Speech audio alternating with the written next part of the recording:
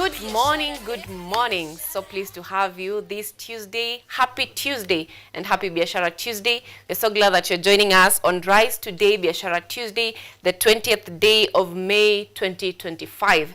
And you know, something that has been going on in my mind for the last 7 days or so since we last saw each other is the ties between Kenya and China. And thinking about the ties between Kenya and China, I was looking at comparisons between Kenya and China and how, is it China or China?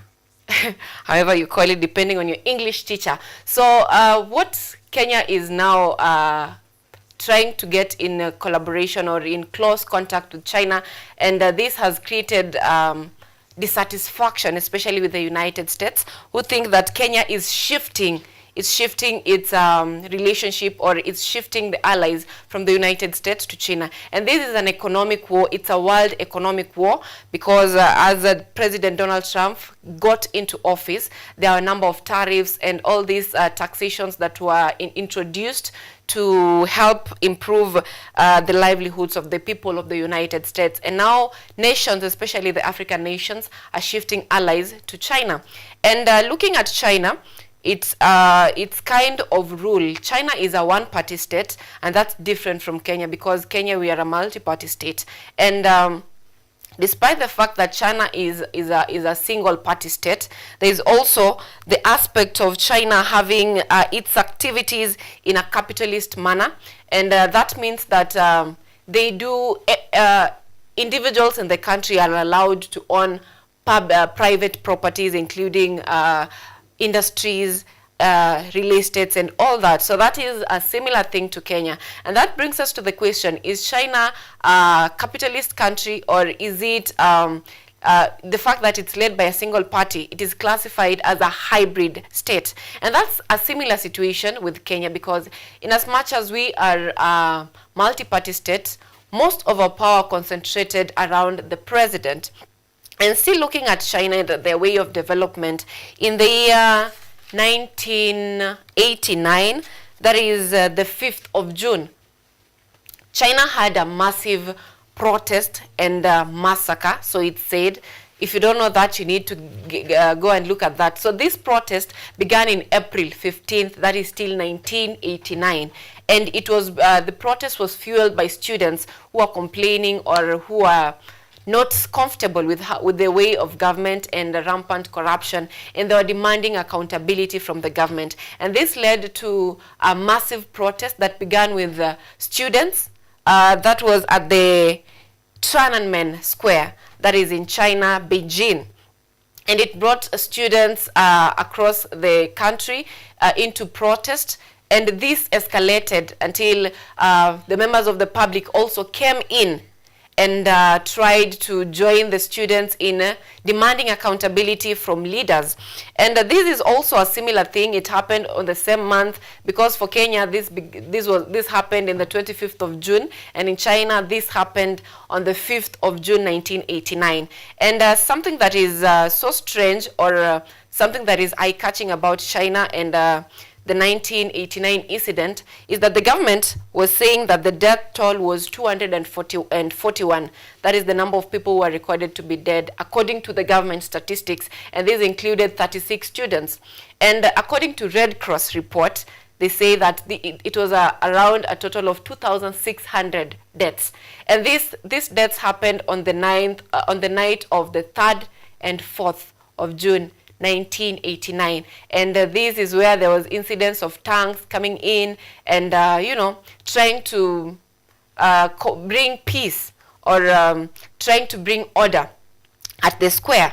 And this is something that is almost similar to Kenya, because this happened in the 1989, and now we are in 2025. Almost the same thing is happening in our country, and all this is in demanding of accountability by our leaders in government. So that brings us to the conversation that we are having this morning, that is lined up for you this morning. And I know you are wondering, why are we told about history on a Biashara show? Because this is something that it is believed that the foreign states are forcing these changes on us, the changes of democracy, For any country to develop, it needs inclusive thoughts, considering both the youths, the women in the society, the men, the old and the young. All these thoughts incorporated or brought together to come up with a single decision that is helpful to others. But this is different from China, because since the 1989 incident, China is still led by a single party. But one interesting thing about China is that it has made corruption work in its favor. In as much as a country as Kenya, we talk of public participation to come up with is it policies? Yes, policies that are good and fit for economic development. This is different from China. China's government will decide that today we want to make Roysambo a capital city, or we want to make it a city. And the decision does not need your public participation, your view, nothing. It will just work. You will see in the next 6 months, Roysambo is a city. That's different from Kenya. And that's how corruption has worked for China, something that is different from Kenya. We will have several public participations, but at the end of the day, it is the leaders who have their say. And just still on public participation, recently, the past 2 weeks, our Prime Cabinet Secretary Musalia Mudavadi said that the funding of public participation is unsustainable. And that brings us to another question. Are we really a democratic country, or this is just a saying that goes by and we just talk of democracy? Is democracy really a thing in Kenya and especially in Africa, or are we just talking about myths of democracy? Are we really free to express how we feel, the freedom of speech, the freedom of being heard, the freedom of our opinions being incorporated in the policies that are made in the country? So that is a question that we are asking ourselves this morning, the question on democracy. And what is our conversation this morning? This morning we will be joined by Yoliswa Mahasi, who is the head of public service reform programs at New South Institute, and we'll be having a discussion on building better institutions and deepening democracy. And we will be talking more about how to incorporate democracy and better institutions in terms of public service delivery. And this includes the employment, this includes service delivery, civic service delivery. And that is what we'll be having with Yoliswa, and she'll be telling us more about how we can better our systems as Africa, as a continent, and how we can embrace this is democracy in our countries, that is in Africa. So that is the conversation we'll be having this morning, and that's why we are talking about, we are comparing ourselves as Africa and China, which is now believed to be the upcoming superpower in terms of economies and how development is concerned. Also this morning, we'll be having newspaper review. Several stories are happening in the country, and this is especially in the world of politics. And we are asking you a question this morning in relation to all these stories that are happening around politics. Is it government intimidation tactics, especially directed to opposition or those considered to be critics of the government? And this is from the arrest of Peter Salasya and his release on a 200,000 Kenyan shillings cash bail, or 500,000 Kenyan shillings. This is to Trans Nzoia Governor George Natembeya, who was being questioned yesterday by EACC, and a lot has happened in Kitale. Residents rioting, demanding for his release, to going forward to Gloria Oroba, who is believed to have different opinions and expelled from the United Democratic Party and replaced by Consolata from Kimilili in Bungoma County. That is also something that we should be looking at. And across our borders also we have Tanzanian President Samia Suluhu saying that she will not allow activists, and let's just say activists from Kenya, because who else? Did activists from Uganda go to Tanzania? Activists from Kenya to destabilize her country in terms of peace, and she says that Tanzania will not allow such activities. Now, is it intimidation tactics if we talk about what is happening in our country? And just to take a look at the dailies, we have the Daily Nation. It says the biggest headline, they're having Ruto critics face police crackdown. And a day of chaos in Kitale during raid of anti-graft agency detectives on the home of Trans Nzoia Governor George Natembeya adds to rising cases of President Ruto administration's opponents who are feeling the heat of heavy state machinery. But government has rejected accusation of political witch hunt. And just to mention also, we have Rigathi Gachagua, who was even given a timeline that the government is planning of his assassination, including of biological poison that is meant to, you know, akwe zuzu for 3 months, and then he goes. And that is accusation from former Deputy President Rigathi Gachagua, saying that if anything happens to him, we should blame President William Ruto. And he also says that he has informants in the government. If the plan of his arrest, he will know. And something similar between George Natembeya and former Deputy President Rigathi Gachagua. They both were in the police forces, or in our defense forces for that matter. So when the police is looking for them, they're nowhere to be seen. Like it's like you're setting a thief to catch a thief, and the thief knows the ways of the thief. So he or she will never be found by the thief.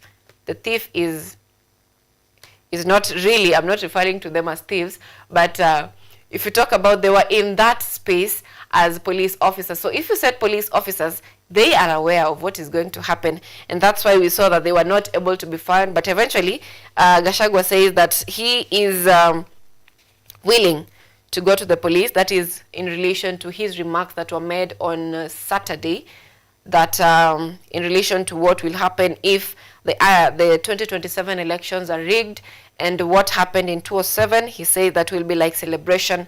What we'll experience if the elections are rigged are more severe. And we hope that we don't get to that place. And apart from, the Standard also has the same headline, Ruthless President. It's interesting, the Standard keeps injecting and injecting. Today they have a 2-word headline that is Ruthless President. Prominent critics of President William Ruto's administration faced a turbulent day yesterday as state agencies appeared to close in. Trans Nzoia Governor George Natembeya was grilled by the Ethics and Anti-Corruption Commission, while Mumias East Member of Parliament Peter Salassi appeared in court just days after being attacked by unidentified assailants. Meanwhile, former Deputy President Rigathi Gachagua sensationally claimed that his life is in danger. That is on areas around intimidation. So is it intimidation tactics by the state, or is the state acting according to what is informed by the intelligence of the country? And away from politics, we have the High Court holds vetting of Ruto's IEBC picks, and that means that we have more days as a country without the IEBC. So that means that there is further postponement of the by-elections in counties, and preparedness of the 2027 elections is also on a standstill. And in matters education, we have fate of 25,000 promoted teachers to be known today. That is in relation to the complaints that were made that the promotions of 25,000, I think 521 teachers were promoted. There are quite a number of cases reported that these promotions were illegal and unfair. So the fate are to be known today, as the Parliament's Education Committee will be having a sitting to determine the same. And we've also talked about diplomacy, that is President Suluhu tasks warnings to Kenyan activists. And also something interesting that we should be looking at is alert why your potato meal could contain toxic pesticides. So that is on the dailies that we are having today. And just to mention, something about affordable housing project. President Ruto will be launching 1,080. He'll be handing over keys to 1,080 homeowners of the Mukuru housing project today. So the questions have been going around, that is the housing project really working? And if it's working, is it that the president is really delivering on the promises he made during his election campaigns? That is a question that I shall be asking my panelists today, and we'll be joined by Emmanuel Kutosi, who is one of us as a reporter here, and Ojwang Mariam, who is also one of us here on the Rise Today gang. So that is the conversations that we'll be having this morning. Quite a lot packed. We have a lot of questions to be asked, a lot of answers to be given also. So you can also send your questions to us because this Biashara Tuesday is coming to you live on YouTube at KUTV Kenya. So you can have your question there, and I trust to me that it shall be answered promptly and accordingly. And also, just like I mentioned, we shall be having a conversation on building better institutions and deepening democracy. That is something that we shall be talking about. This is especially in Africa in comparison to other countries which we consider to be developed countries. Are we being pushed to move into democracy faster, or is it just that it's time for us to change? Because these countries took hundreds of years to come to a state where they are democratic, and they have systems that are really functioning, and they have processes of vetting of leaders and public service servants. The processes of vetting are based on merit, not like in Africa, where as long as you don't have any criminal record, as long as you did your Form 4, your secondary education, you're done with it, you're fit to hold any public office, any public position. That is whether you're a CS, a PS, or anything. Should we have a conversation about that? That is something that we'll be talking about, and we'll be joined by Yuliswa Makasi, who is the head of public service reform programs at New South Institute. She has been in the industry for the longest, in decades, about 2 decades. So she has done various research. She has held various positions in South Africa, and she'll be telling us based on research, because Kenya and South Africa are not so different. So she'll be telling us what we can learn from South Africa in terms of good governance and democracy, especially in public service, and what we can also embrace that they've already done. What can we do as a country? So she'll be joining us from Johannesburg via Zoom, and that conversation is coming up shortly after this break.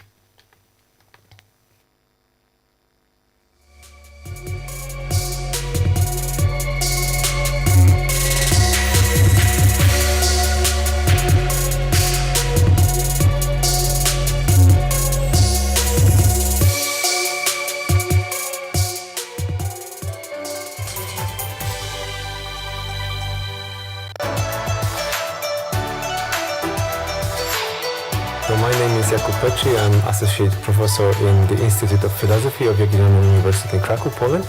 And I'm the main coordinator of the Cafe project, which is being here hosted by Kenyatta University. My name is Ewa Hudoba. I am a project manager in this consortium. Keep watching cutting-edge research at Kenyatta University Television.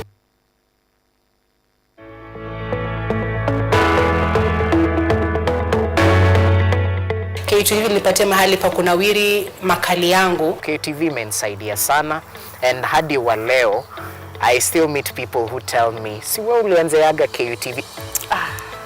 Nani ukuamini? Sikuamini. Mfano kabisa ningesema hujambo mtazamaji kwa sauti, lakini wakati huu nikisema hujambo, yani inakuja na ile command. Back then, as much as it's a long time ago, they still recall. Unakumbuka nilikuwa hapa KUTV wakati huo. Alafu simu ikaingia namba 0719. Hello, this is the Standard Group. So it shows that visibility is definitely important. Nikilinganisha safari hizo mbili, kuna utofauti mkubwa sana. It was a dream come true for me.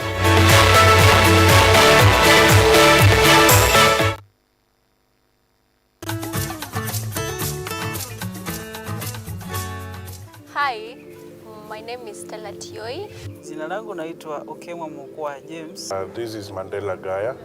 Ugonjwa ulipokuja ulichukua siku 3 ukaniweka in coma. 20 wamezikwa, 2 ndio wako hai. I don't even know how it feels to see. I feel like I cannot express myself well the way somebody who can walk can actually express themselves. Ilichukua muda mwingi mrefu tena mpana ili kuikubali kwamba mimi siwezi tembea tena. I've come to actually accept myself. Ukijaribu kumsimamisha mtu umwambie tafadhali nionyeshe njia, They find it quite strange talking to you. You should just make schools integrated. inclusive setups. by providing the right facilities.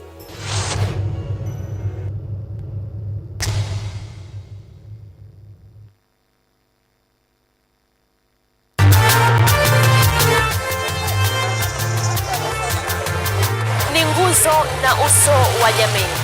Kupanda shuka, akawa tuzo. Ukakamavu wake, ukatii na kumfanya mwenye bidii. Kwa machozi na makeke, akabaini jinsi ya kuwini. Huyu ni mwanamke ngangari, kwa jinsi alivyo ng'ari. Mimi ni mwanamke mwake. Usikose kutazama kipindi cha mwanamke mwake, nami Caroline Kimweli.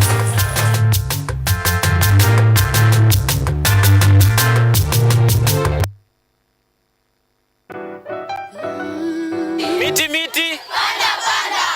Panda. Miti. Our planet's future is in our hands.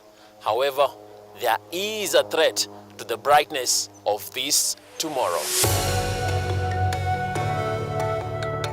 On Earth Check, we share the challenges, the solutions, and the hope.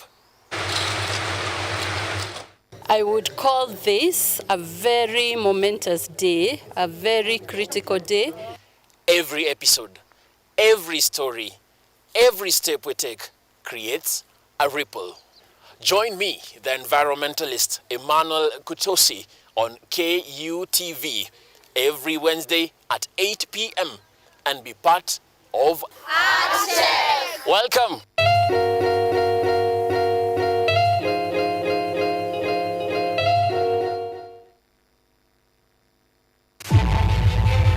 Ari na fahari ninayo kukujuza habari, sio mara moja wala mara mbili, bali siku zote. Daima dawamu runinga ya KU inazama na kuzuka, kuanzia mwambao hadi mashinani. Tunachimba mizizi ya habari kukuletea yanayojiri. Na katika ulingo wa kisiasa,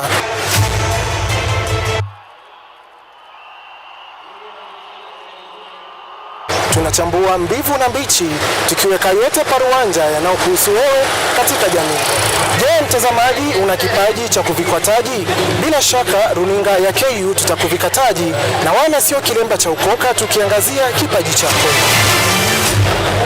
Usikose kuungana nami na odha wako wa Kidakasim kila siku ya Jumatatu hadi Ijumaa, tukiweka yote paruanja.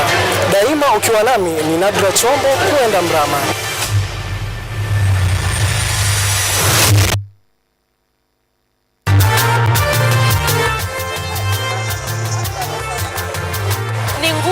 Na uso wa jamii. Kupanda shuka, akawa tuzo. Ukakamavu wake, ukatii na kumfanya mwenye bidii. Kwa machozi na makeke, akabaini jinsi ya kuwini. Huyu ni mwanamke ngangari, kwa jinsi alivyo ng'ari. Mimi ni mwanamke mwake. Usikose kutazama kipindi cha mwanamke mwake, nami Caroline Kimweli.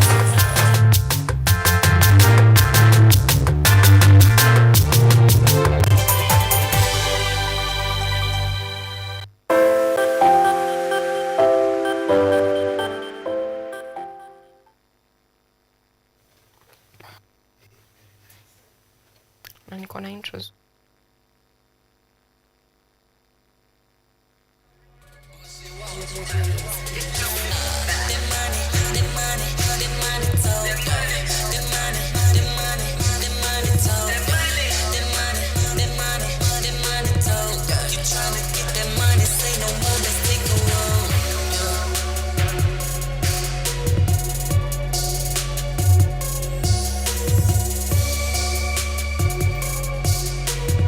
Welcome back. Now this is Biashara Tuesday. Glad you're tuned in from wherever you're watching us. Thank you so much for joining us this morning.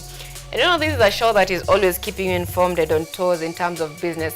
And the question also that we'll be asking you this morning is, you all aware that May is a mental awareness month? And most people ask that, why is it that men are so good at hiding their emotions? And hiding our emotions. It's just that no one listens or no one cares. So as we mark this month of celebrating, or a month of championing for mental health, wherever you are, always try to have someone to talk to. I don't know what you're doing about your mental health. The organizations that you can join that can help you improve your mental health, these are talk groups or talk sessions with your peers. You can have confidence, your parents, your friends. You can also get to have a therapist to talk to.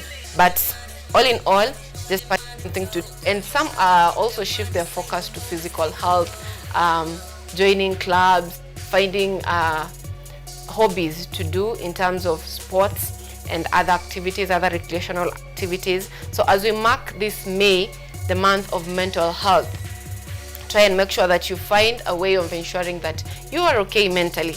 Because if you're not okay mentally, that means your delivery, your input to your workplace is also wanting.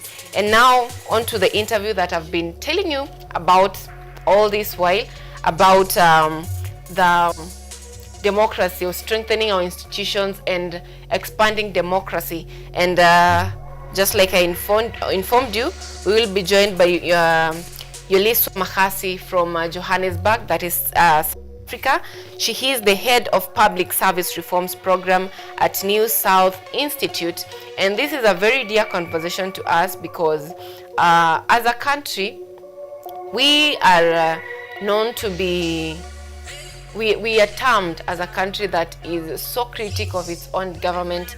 And is it something that is good, or are we just critiquing our government so much that we fail to see something that is good? So Yuliswa is from South Africa. She will be telling us, especially in public service, this is something, it's a sector that has really affected most of us. Most young people are really complaining of lack of job opportunities, and are complaining that when they go to the public service for employment, or when they try to get employment in the public sector, or not just in the public sector, but anytime they try to get employment anywhere, they're faced by different challenges, including ethnicity challenges and nepotism challenges. These are barriers to having effective employment opportunities, especially for the young people, who sometimes even ask for experience and they don't have it. And it's something that we should be keen on looking at as a country. And Makasi has been keen on looking at these things and how it is affecting the young people. And right now it is leading to rising cases of suicide cases, both in Africa and across the world. And at this point, let's take a look at what young people have to say about mental health, especially right now as we are talking about public service and employment, and how we can better ourselves as people. And as we listen to this, this is as we wait for the interview that is set on building better institutions and deepening democracy.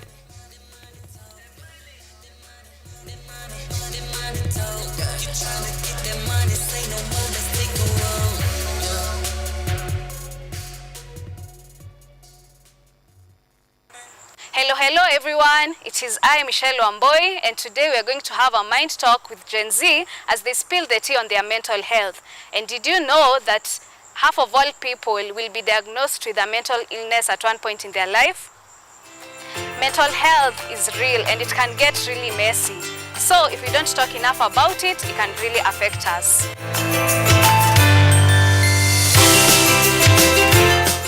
The word mental health to me, mostly when I think about it, it's your current state of mind, how you think, what you take into your mind, what you process in your mind.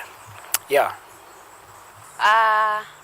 Taking care of your mind other than just your physical body. Mental health, I think, is the way you balance between reality and expectation in your life. Okay, mental health to me literally means taking care of yourself mentally, ensuring that you're stress-free and nothing that really distracts you from whatever you're doing.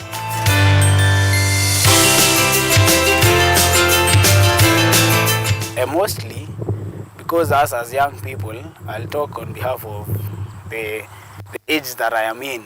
yes, mostly people often don't prefer to talk about their mental health to other people because maybe people want to fit in particular groups, and therefore they don't prefer, they rather listen and talk about things that are happening rather than talk about their mental health. Yes. Because if you don't take care of yourself mentally, at some point it will also affect you physically.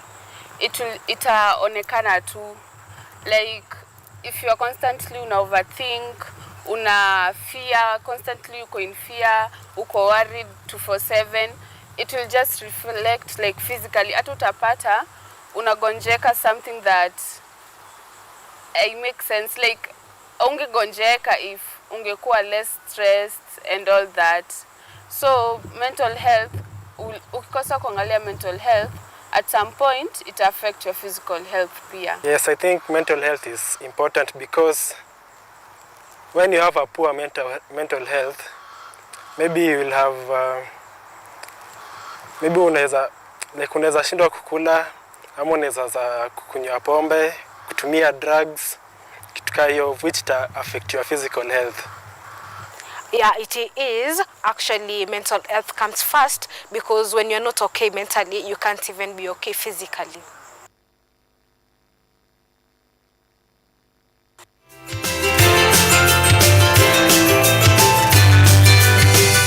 For me, I have few people that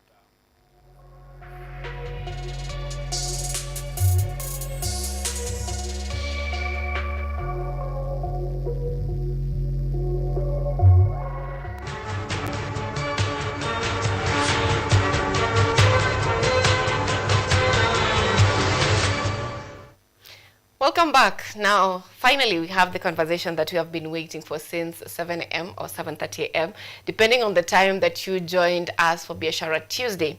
And we are asking, or we are rather talking about a very important conversation this morning that is on building better institutions and deepening democracy. This is especially in Africa. And this morning, we are joined by Yuliso Makasi, who is a seasoned public sector leader.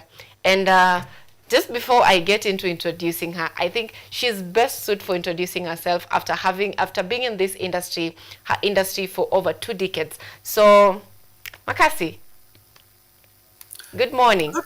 Good morning, Biashara. How are you? We are fine. Yes, thank you. I'm good too. Thank you. Kindly, I would like for you to really give us a quick description of yourself, a quick introduction of yourself and what you do and your accomplishments so far as someone who has been in public service. Wow. So my name is Yuliso Makasi and I am a South African, and I have been in the public service for almost 30 years. And since I think just after democracy in South Africa, I started in 1997 as a public servant, and I've grown through different roles in the public sector.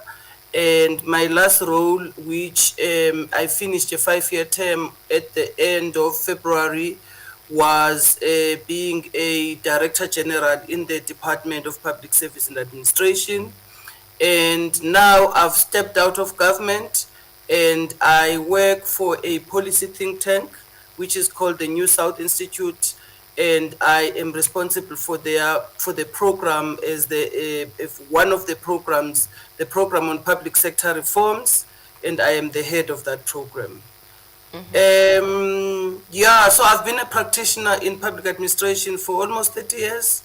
And I am also a scholar in a way. I am reading towards my doctorate now in administration as well.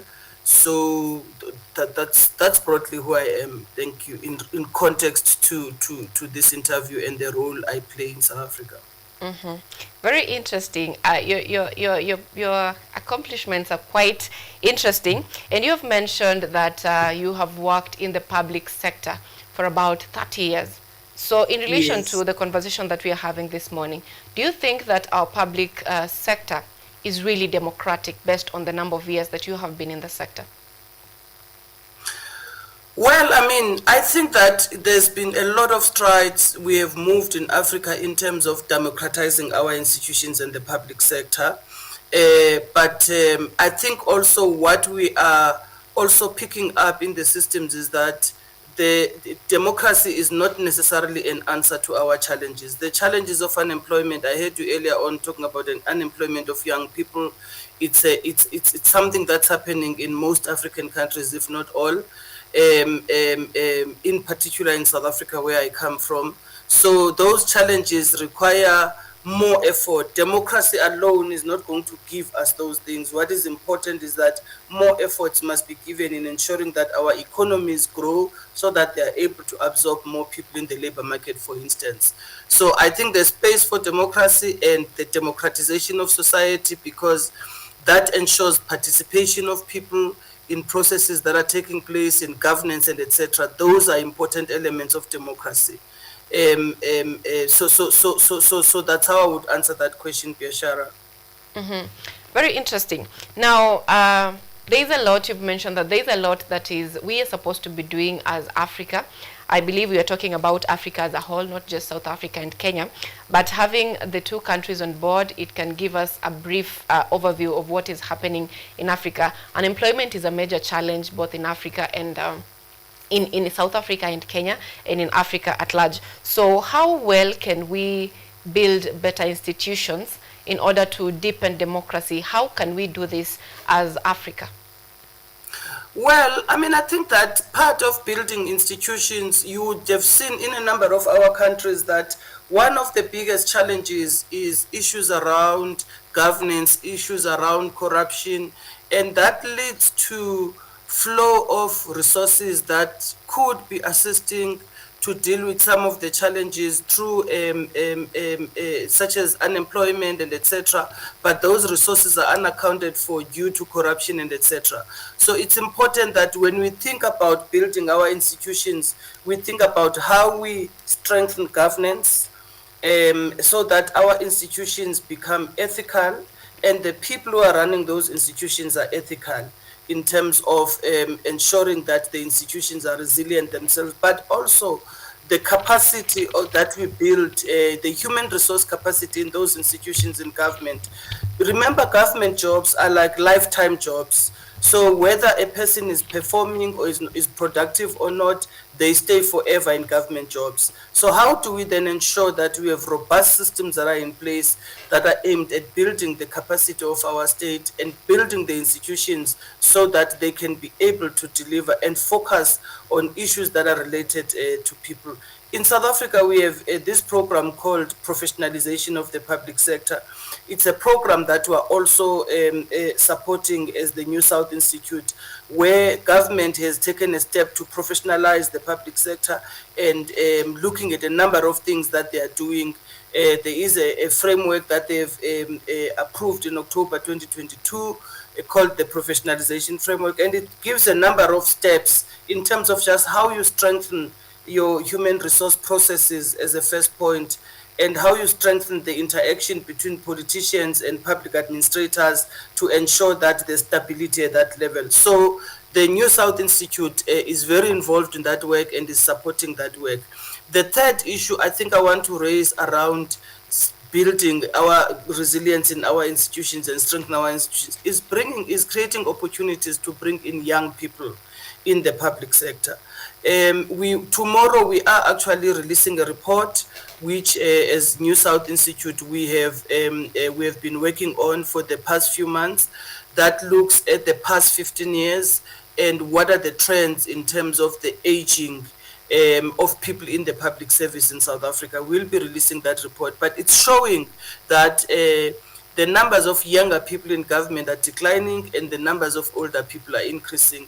So if you think about agility, when you think about service delivery, when you think about police, for instance, you need police to run on the streets and to be agile. If you have a majority of them 50 years and above, they are not going to be able to do that in an efficient manner. If you think about digital technologies, digitizing your policing, digitizing your public service, young people stand a much more better chance. They are capable to do that because they are digital natives. My children and people who are slightly older than them are much more good in technology than I am, because they've grown up in technology. So they're able to adapt much more faster on technological platforms. So we have to create those spaces for young people to get into the public service as part of building these institutions and resilience in our institutions. Thank you.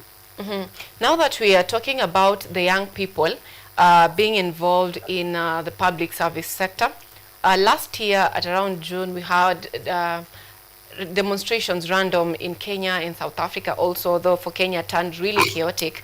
And all this, it was a demand for accountability for the government. And most reasons were because the young people were complaining of high cost of living and tough economic times, others complaining of lack of employment. And you have just mentioned a very important aspect, that most of our population, that is the working class, are of the old generation.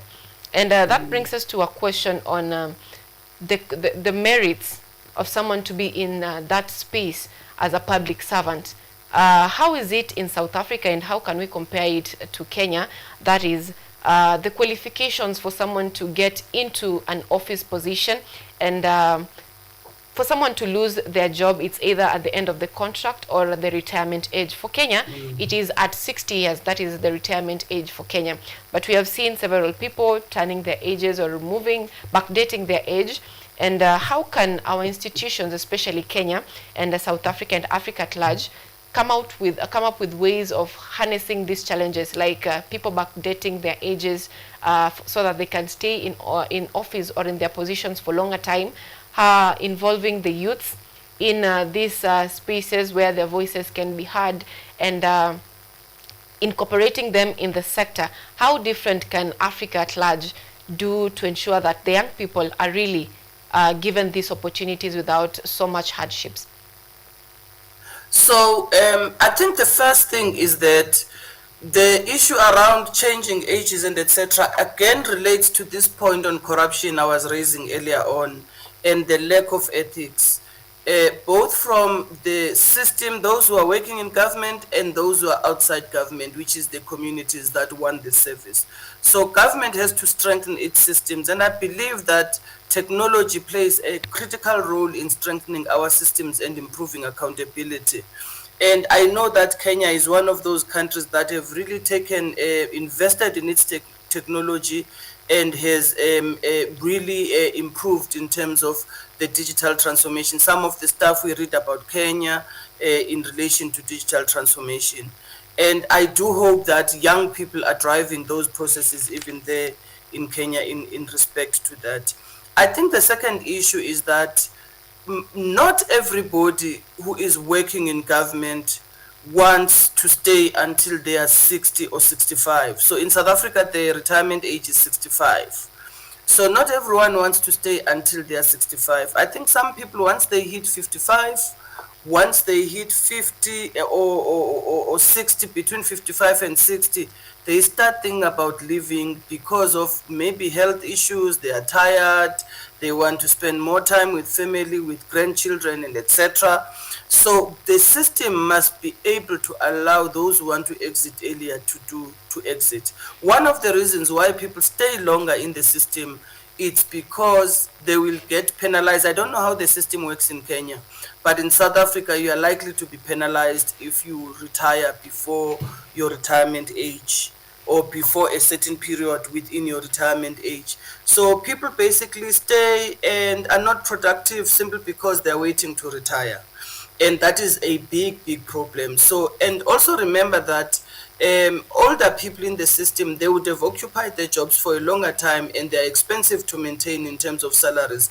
And yet when newer people come in, they start at the entry level in terms of salaries. From a qualifications point of view, in South Africa, we have a system where for the different roles in the public service that you have to work at or in government, there are different qualification requirements that you require to get into that. And I think that the system over years has tightened so much that it's not so easy to get into government without that required qualification. We've had cases where allegations of people faking qualifications, and our laws are very clear. If you have been caught faking a qualification, that's like a criminal offense, and you can immediately be released from your work, and you will be disciplined as well in respect to that, because that is a huge that's fraud, and it's a big issue here. Thank you. Now, earlier on, we have mentioned that for us to build effective public institutions, that is building better institutions of, so that we can deepen our democracy, one of the ways is to ensure that we have effective public participation. I don't know how it is for South Africa, but for Kenya, we have public participation, but it's based on sectors or heads of different sectors coming together and voicing their opinions, whether it's on finance bill, whether it's on bills that are to be passed by parliament. So we have these sectors coming together for public participation, and there's also Bunge la Wananchi here in the country for us. I don't know how it is like in South Africa, but how effective do you think public participation is in terms of ensuring that there is a democracy in Africa? And how sustainable is it? Because all this requires finances, and sometimes it might be difficult to finance. How is it effective, and how sustainable can this be? Well, in South Africa as well, I mean, as a democracy, we have our parliament, and all the bills or legislation that go through parliament have to go through a public participation, and that process starts even before you go to parliament. As a department, in a government department is working on legislation or policy, we have to ensure that there's public participation. There's various ways to do this. You can do consultations directly with people physically. You can do them virtually. You can also use government gazetting. It's a compulsory step. You must issue it on a government gazette so that those who want to write written submissions can do so. So you're asking a question about sustainability. I've just recently been participating in public hearings for the Public Service Amendment Bill, which is about public sector reforms in South Africa, as part of my role at the New South Institute. And I've made a number of observations around public participation now, because I was participating as a member of civil society, not as somebody from government who's going there to present and to tell people what we've been doing and etc. So as a member of civil society, and I do want to say that I think we need to invest more to get the right people to be part of these processes in respect to the type of legislation or whatever that is being discussed at the particular time. And I think we can also invest more to make use of technology, but we cannot rely on technology alone, because we have communities that are quite rural in South Africa, and I think it's the same with Kenya, where you need a physical engagement. So you can't take everything on technology, but people are still attending these hearings or these participation forums and are raising their views and are making inputs into the processes. So I think that's the good thing about democracy. But from a quality perspective, I think more needs to be done to ensure that what comes out of those public participation processes really is something that is useful for the process of a particular legislation. So it's not just people coming together and some don't even have a clue or don't understand what's going on, why they are here, but ultimately there are these decisions that have to be taken that relates to participation. Sustainability, yes, I think it's costly. I mean, I've seen here in South Africa that the legislature, when these hearings are taking place, like in our provinces, subnational institutions, that the legislature must provides transport to bring the people and provides food as well for the people, and so that is a good investment as long as you get the people who are knowledgeable on the subject. And if they are not knowledgeable, as long as you invest first on preparing them so that they understand what is going on and what is being discussed through educational awareness and etc. So, and I don't think this is a critical component of our democracy, public participation, and it should never be too expensive not to be able to afford it. We probably have to look at other things to cut if really there's an affordability issue, but participation of people in democratic processes is a very crucial step in instilling and enhancing our democracy. And do you think this is effective? Because if we look at a combination of communist ideology and a capitalist style, where they have one party which makes decisions for the country, China has really developed at a of the communist nature of its governance, despite the fact that it has the capitalist style where you know, the members of the public are allowed to own different. Development has been fast-paced compared to Kenya or compared to Africa, where we consider ourselves to be democratic. Do you think that it is effective having public participation, or the idea of being a democratic country, is it effective in terms of economic progress? Well, I mean, I think it is. I think the issue is really around culture. Every time people do a comparison with China, and I always say I think we must look at a number of things around how business is done in China and how business is done in Africa. Sometimes we lose on opportunities simply because of our turnaround times. It will take 3 months to approve something that is so basic to enable a business to get to be able to set up in a country. In some of our countries, in China, perhaps that's something they can do over 2 days. So the agility of our systems is very important. That is embedded in the culture. So I definitely like the culture of doing business in China, but also from a democracy point of view, I don't think the challenge is democratic participation. I think the challenge is issues related to ethics, issues related to our systems and how our systems are enabling agility and better delivery of services, issues related to corruption amongst others. So I think if we can fix those people and just improve our turnaround times and our agility, we should be able, and improve our culture of doing business.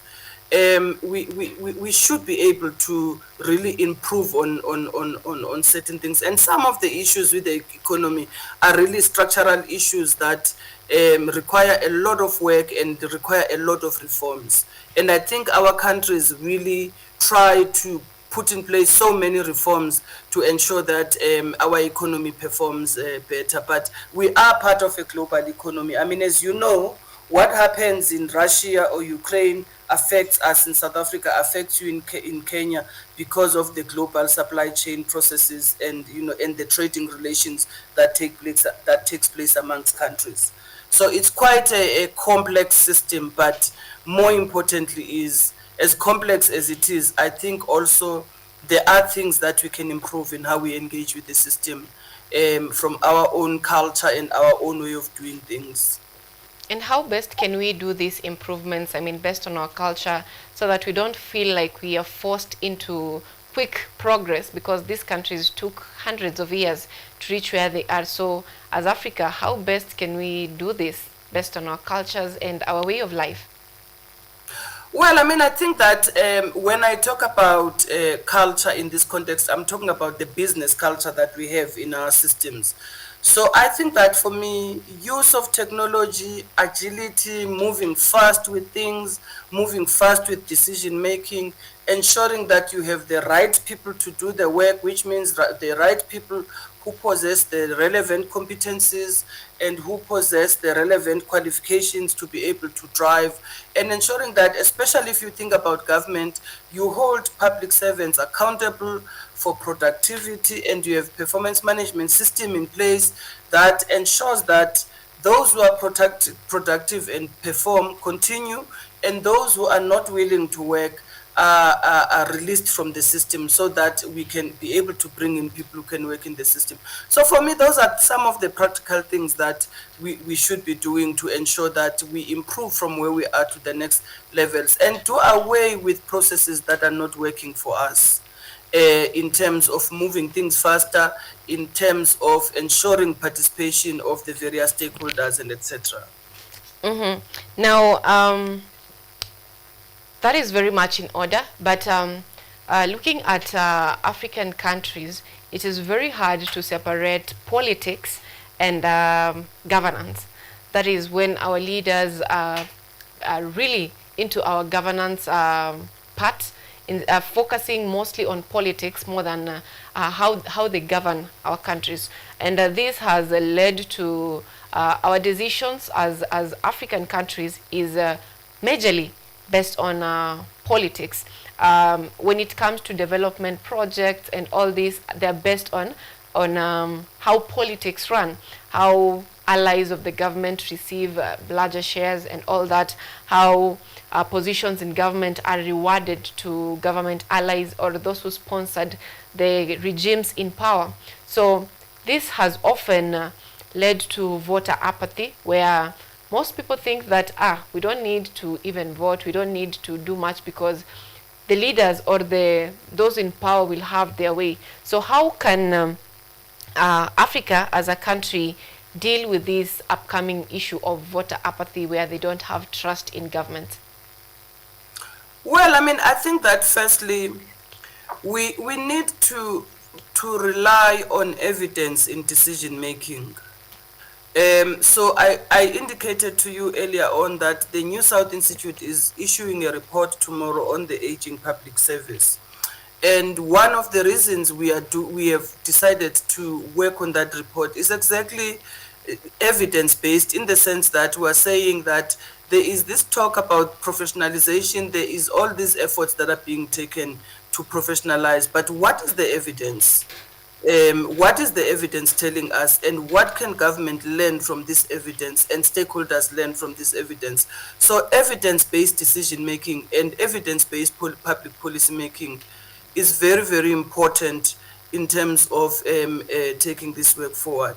The issue of voter apathy amongst young people, I mean, I think that young people are interested in politics, and I think that political parties therefore have a responsibility to ensure that there is active participation of young people, because the political parties are the ones that participate in elections.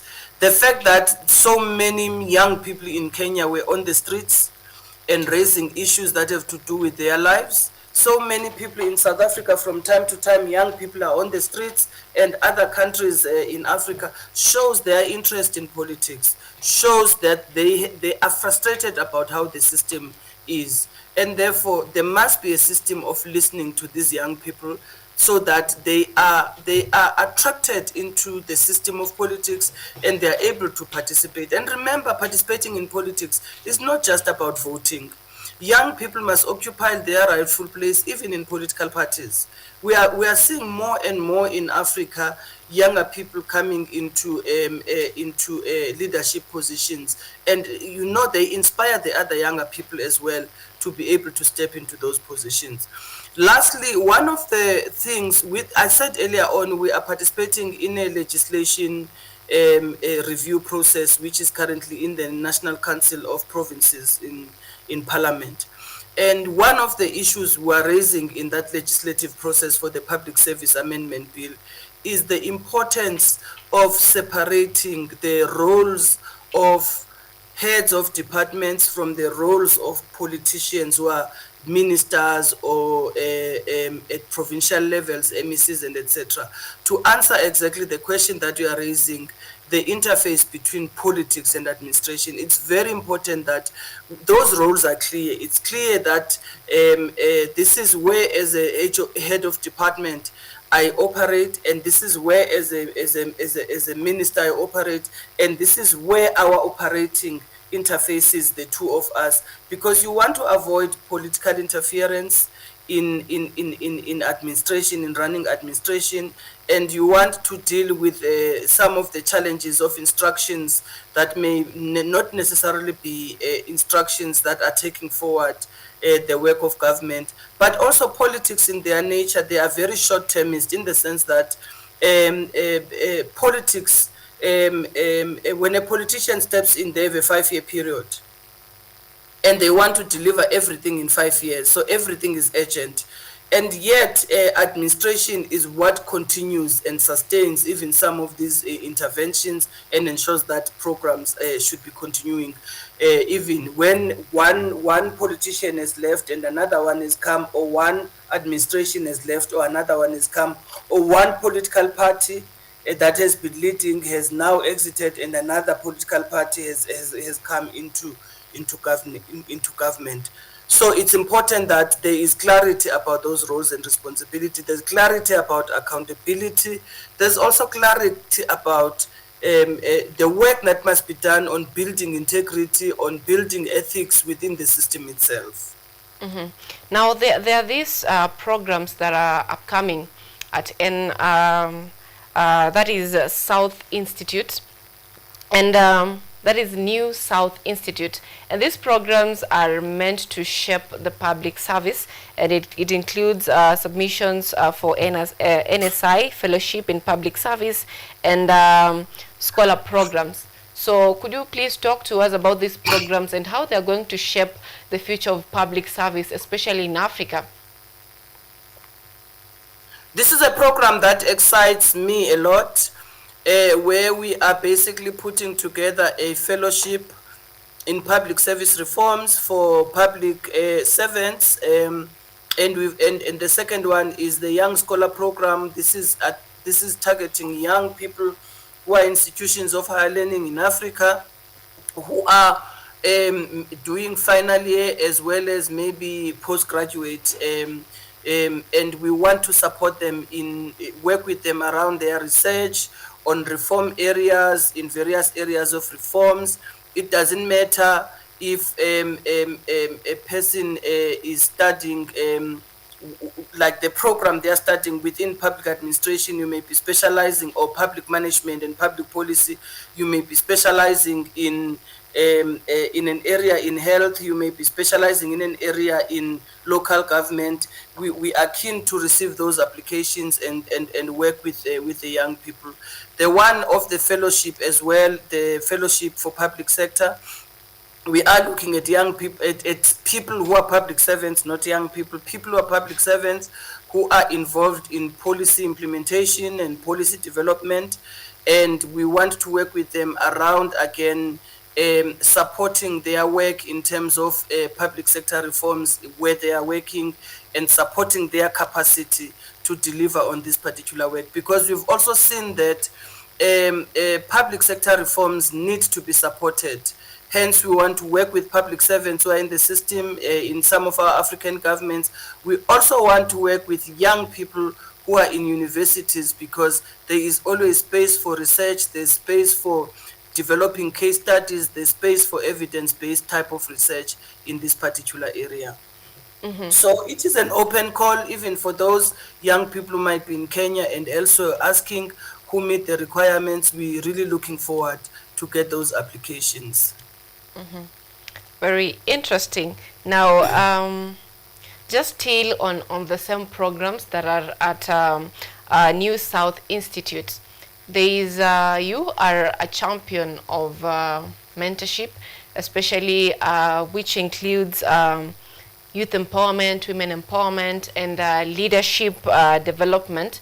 And you're also part of, you pushed for rights of the LGBT community, especially in the police service or in the prison service. So how do you consider mentorship to be in terms of civic education and empowering upcoming public servants? Well, mentorship is very important. So I always talk about mentorship and about coaching, because those are very important to help young people as they grow up in their careers or in their different areas that they've decided to focus on. So typically a mentor is that person who has walked the road that you are, or who has walked the path that you are trying to walk in as a young person, and therefore has experiences and wisdom from a technical perspective around that particular area. So, for instance, yourself, you are in the space of presenting this show, and you are a young person, or should I say you are looking young. And there's people who have walked this path before you. So being able to tap into them from time to time to understand, how do I deal with this when I have a difficult person that I'm interviewing, how do I deal with it, and etc. So that's mentorship. Then coaching is when really you have decided that, I want to get to the next level of my life, and I want to explore other things, certain things, even beyond what I'm doing, or I want to sharpen what I'm doing. So you get a coach to handhold you, to support you, to guide. The coach doesn't have to be somebody who has been a TV presenter before. The coach can be anybody who has gone through a training program to be a coach and accredited or recognized as a coach. So those are some of the very useful resources to have as a young person, to help guide you and support you to the next level. So many programs, many institutions do integrate these in some of their activities. So when the programs I've spoken about at NSI, the fellowship and the young scholar, we are definitely looking at mentoring these young people, linking them up with relevant people as mentors, as well as coaching and hand-holding and guiding them, because coaching is very critical for leadership development. So that, and you would know, leadership development is very critical as you rise into different roles and responsibilities. You are required to be a leader and to show capabilities of being a leader. So those are also some of the value add in terms of this program that we are going to be bringing in. Mm-hmm. Could you please mention to us success stories of previous programs and fellowship programs that New South Institute has had? Those people who came out as graduates, or should we call them as people who have undergone the training and mentorship program, are there success stories that you can mention? So this program, we are implementing it for the first time. It's a new program, but I can tell you that the New South Institute has a system of research fellows. So we've got quite a substantial number of our people in our database who are research fellows, who get to write different papers or do research on various areas of work that we work in. But those would typically be people who are researchers, and so we're also looking at these people to be able to mentor the young scholars, because the young scholars who are interested in research, already we have capacity in terms of research fellows that we have as an institution. Mm-hmm. And now, as we bring this home, what lessons, you have been in the sector for a number of years in South Africa, you have studied in various universities in the UK and across Africa and even beyond. So you have a vast knowledge of various, how public service works in different countries. So from that, how can Kenya learn from South Africa? What lessons does South Africa has for Kenyans so that it can improve its public service delivery? Well, I mean, I don't think it's a case of Kenya learning from South Africa. I think it's a case of Kenya and South Africa sharing experiences and learning from each other.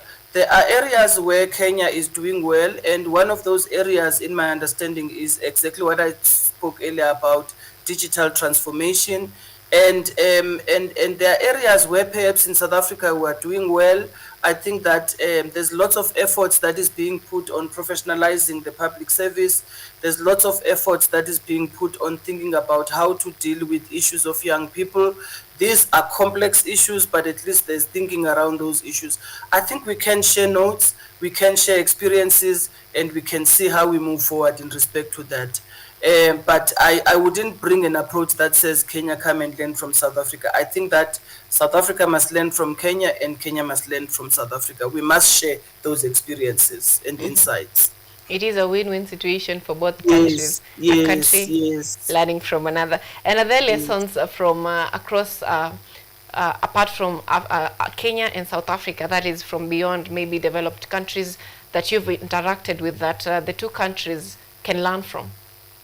In fact, as I'm thinking, one of the things I think South Africa can learn from Kenya, if you're thinking about this issue of, we were talking earlier on about the political, we're talking about professionalization, and I was looking at how Kenya has attempted to professionalize the political space in terms of the people who come into government in Kenya from a political point of view, that there's a basic requirement of qualifications at a certain level.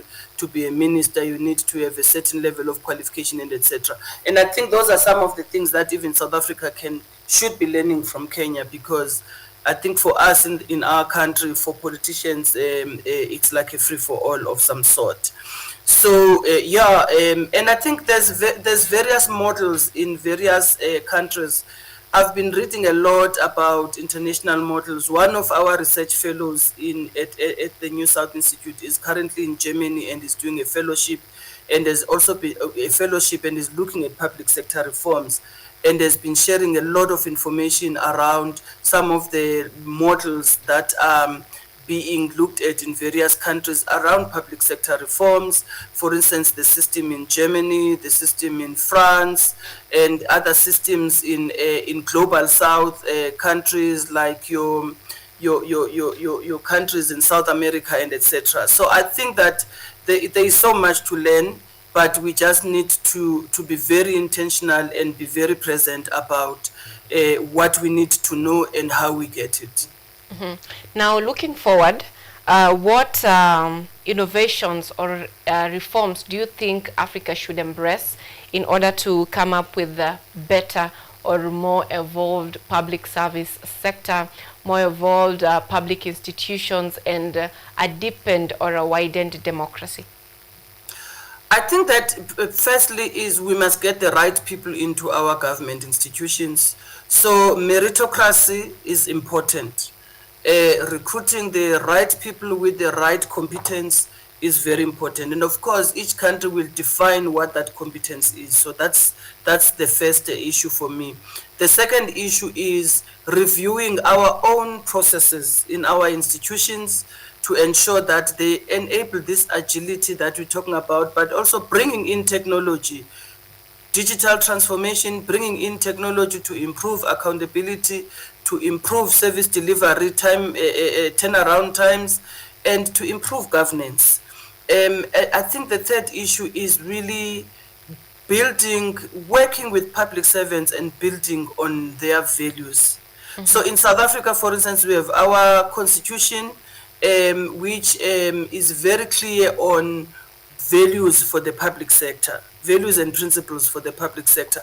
If efficiency, being professional, justice and fairness and equality, all those noble ideas. But how do we then ensure that the public servants that we employ into the system align with these values?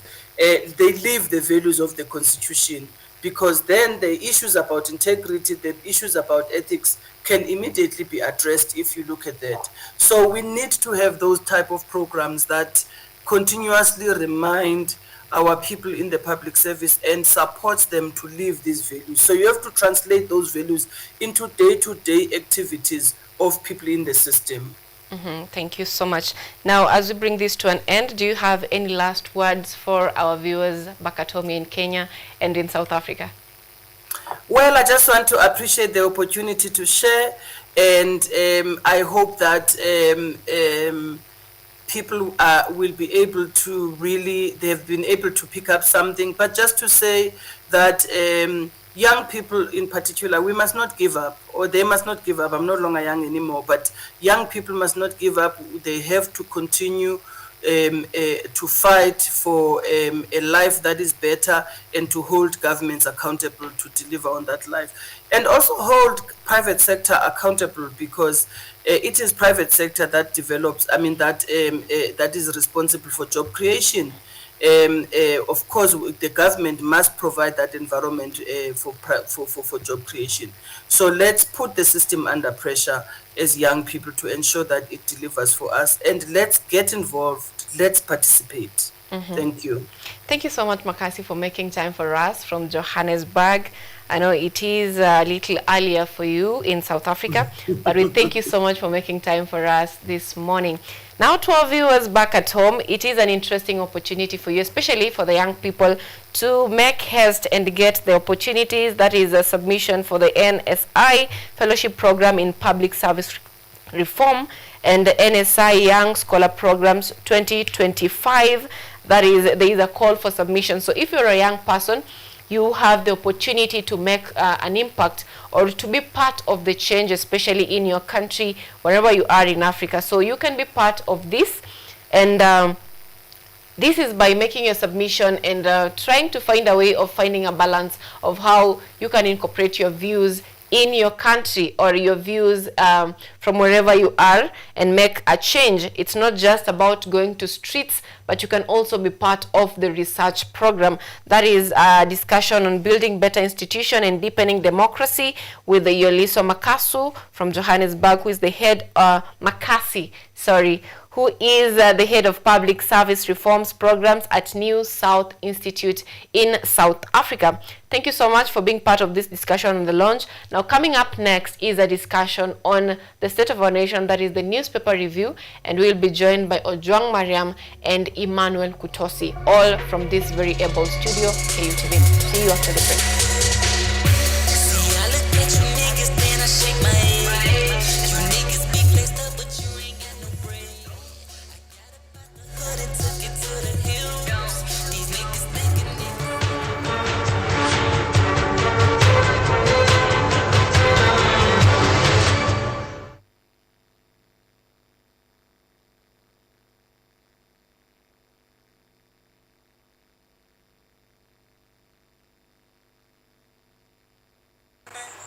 Hello everyone, it is I, Michelle Wamboy, and today we are going to have a mind talk with Gen Z as they spill the tea on their mental health. And did you know that half of all... They are powerful and influential. They make decisions in politics, education, finance, agriculture, health, sports, and all aspects of human life. But the impact of their decisions falls on you, the common citizen. KUTV Primetime News Thursday. We ask bold questions and pursue answers to the core to bring you closer to the story. We couldn't have it any other way. Join me, Auma Evans, as I raise matters of social concern to raise your voice from the background to the foreground.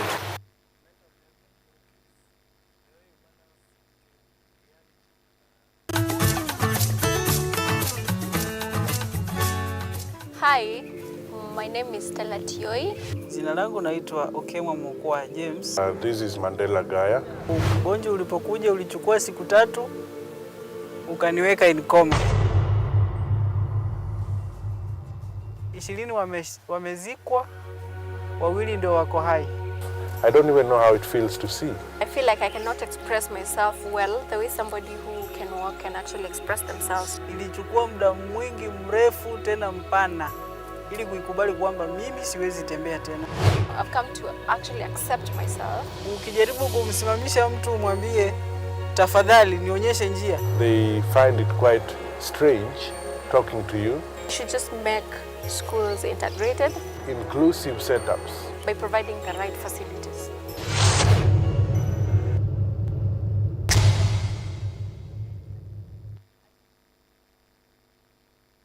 Are you an aspiring media practitioner, a graduate, or you just want to advance your skills in television production? Then welcome to Kenyatta University, where education meets innovation. KUTV, the premier university television station in Kenya, is now offering short courses in TV studio, field technical operations, and video editing. Through these courses, you will acquire hands-on skills on camera operations, media production, lighting techniques, audio-visual editing, and sound and visual control, and how to operate key equipment in modern TV control room. Enroll today at KUTV and discover your full potential in cutting-edge TV broadcasting. Graduates of these courses will receive professional certificates. For more information, visit our offices at KUTV Studios or call us on 020-870-4252 or 020-870-4252. 4255 or SMS us on 0739 110 544. KUTV, a new experience.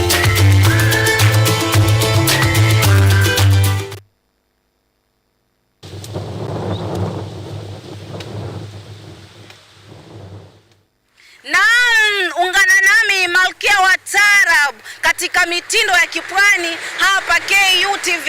Yaani tunapozungumzia mitindo ya kipwani basi unaona napigwa na mawimbi makali sana ya baharini kutoka katika ufuo wa hoteli moja inayofahamika kama North Coast Beach Hotel, ambao ndio wadhamini wa kipindi hiki cha mitindo ya kipwani. Penye mtazamaji, kwenye mitindo ya kipwani hutakosa kupata mapishi ya vyakula vya kipwani. Yaani hapa tunazungumzia vyakula vilivyokolezwa na kukorombezwa. Iliki, karafuu, abdalasini, samaki wa baharini, vyakula vilivyopikwa na kusukwa kwa kutumia nazi. Bila kusahau mazungumzo ya moja kwa moja, mazungumzo ya kusisimua na wataalam tofauti, waandishi wa vitabu waliobobea, watunzi wa kuhani mashairi. Bila kusahau mpenzi mtazamaji, taratibu zetu za taarabu na chakacha. Yaani pale ni pale ambapo viuno vya wanawake vinazungushwa kisawasawa kama panga boy za trekta ndani ya KUTV mitindo ya kipwani. Ukiwa nami na hodha wako Waridi Tamu. Usiakose matamu jamani.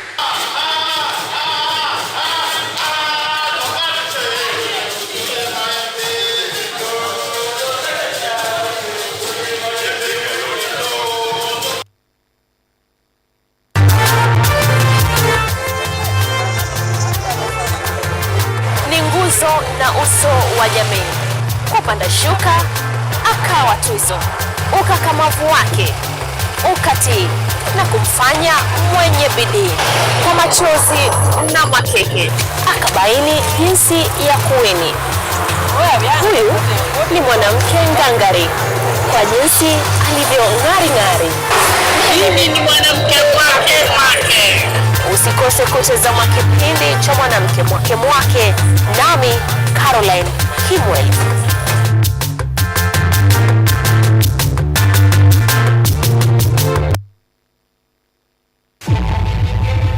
Ari na fahari ninayo kukujuza habari, sio mara moja wala mara mbili, bali siku zote. Daima dawamu runinga ya KU inazama na kuzuka, kuanzia mambao hadi mashinani. Tunachimba mizizi ya habari kukuletea yanayojiri. Na katika ulingo wa kisiasa,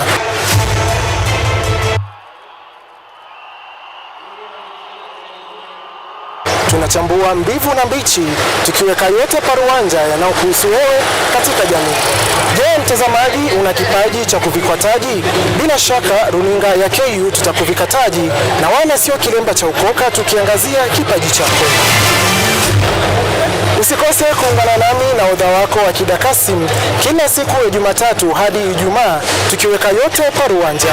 Daima ukiwa nami ni Nadra Chombo kuenda mrama.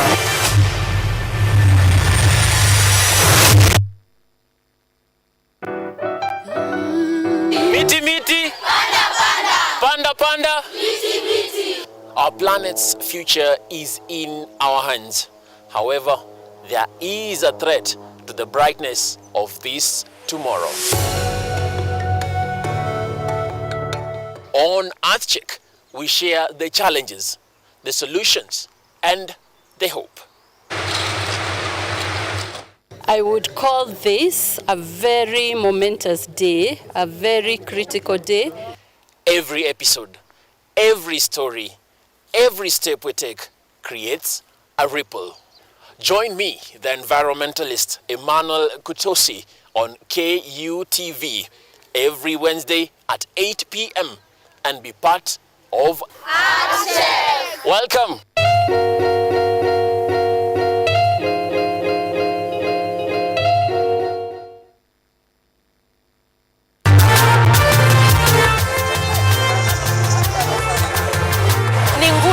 Na uso wa jamii. Kupanda shuka akawa tuzo, ukakamavu wake ukatii na kumfanya mwenye bidii. Kwa machozi na makeke akabaini jinsi ya kuweni. Huyu ni mwanamke ngangari kwa jinsi alivyo ng'ari. Mimi ni mwanamke mwake. Usikose kutazama kipindi cha mwanamke mwake nami Caroline Kimweli.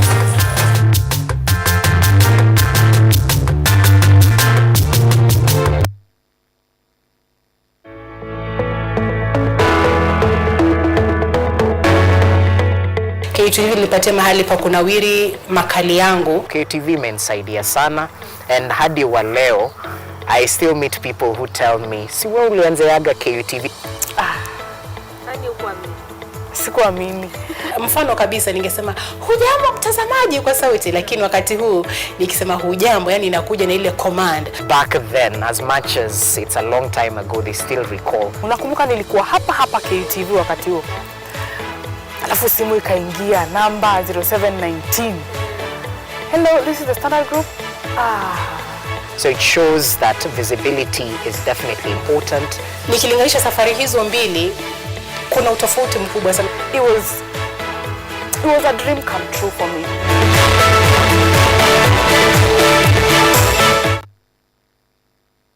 Are you an aspiring media practitioner, a graduate, or you just want to advance your skills in television production?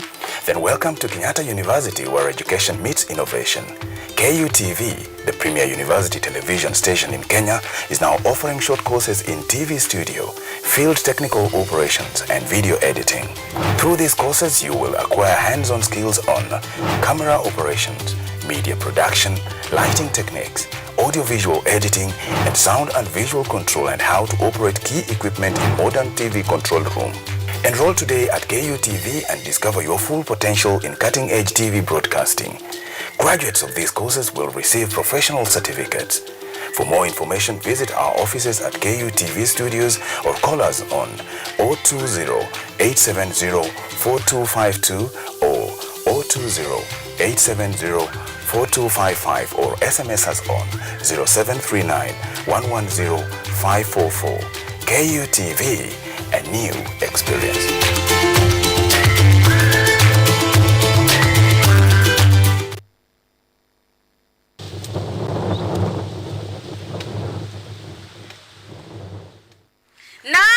Ungana nami Malkia wa Taarab katika mitindo ya kipwani hapa KUTV.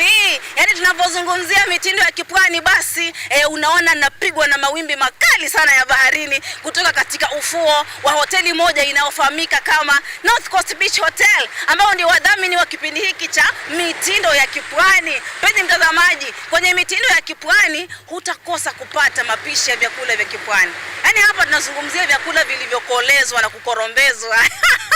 Iliki, karafuu, abdalasini, samaki wa baharini, vyakula vilivyopikwa na kusukwa kwa kutumia nazi. Bila kusahau mazungumzo ya moja kwa moja, mazungumzo ya kusisimua na wataalam tofauti, waandishi wa vitabu waliobobea, watunzi wa kuhani mashairi. Bila kusahau mpenzi mtazamaji, taratibu zetu za taarabu na chakacha. Yaani pale ni pale ambapo viuno vya wanawake vinazungushwa kisawasawa kama panga boy za trekta ndani ya KUTV mitindo ya kipwani. Ukiwa nami na hodha wako Waridi Tamu. Usiakose matamu jamani.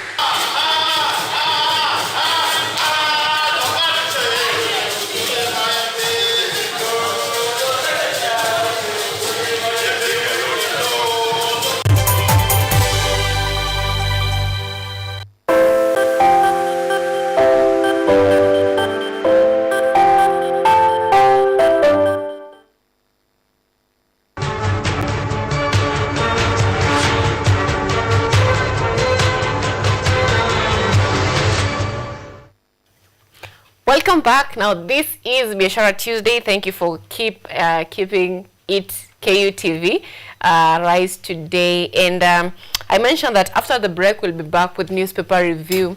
And what we'll be discussing in the newspapers is what has been happening in the country.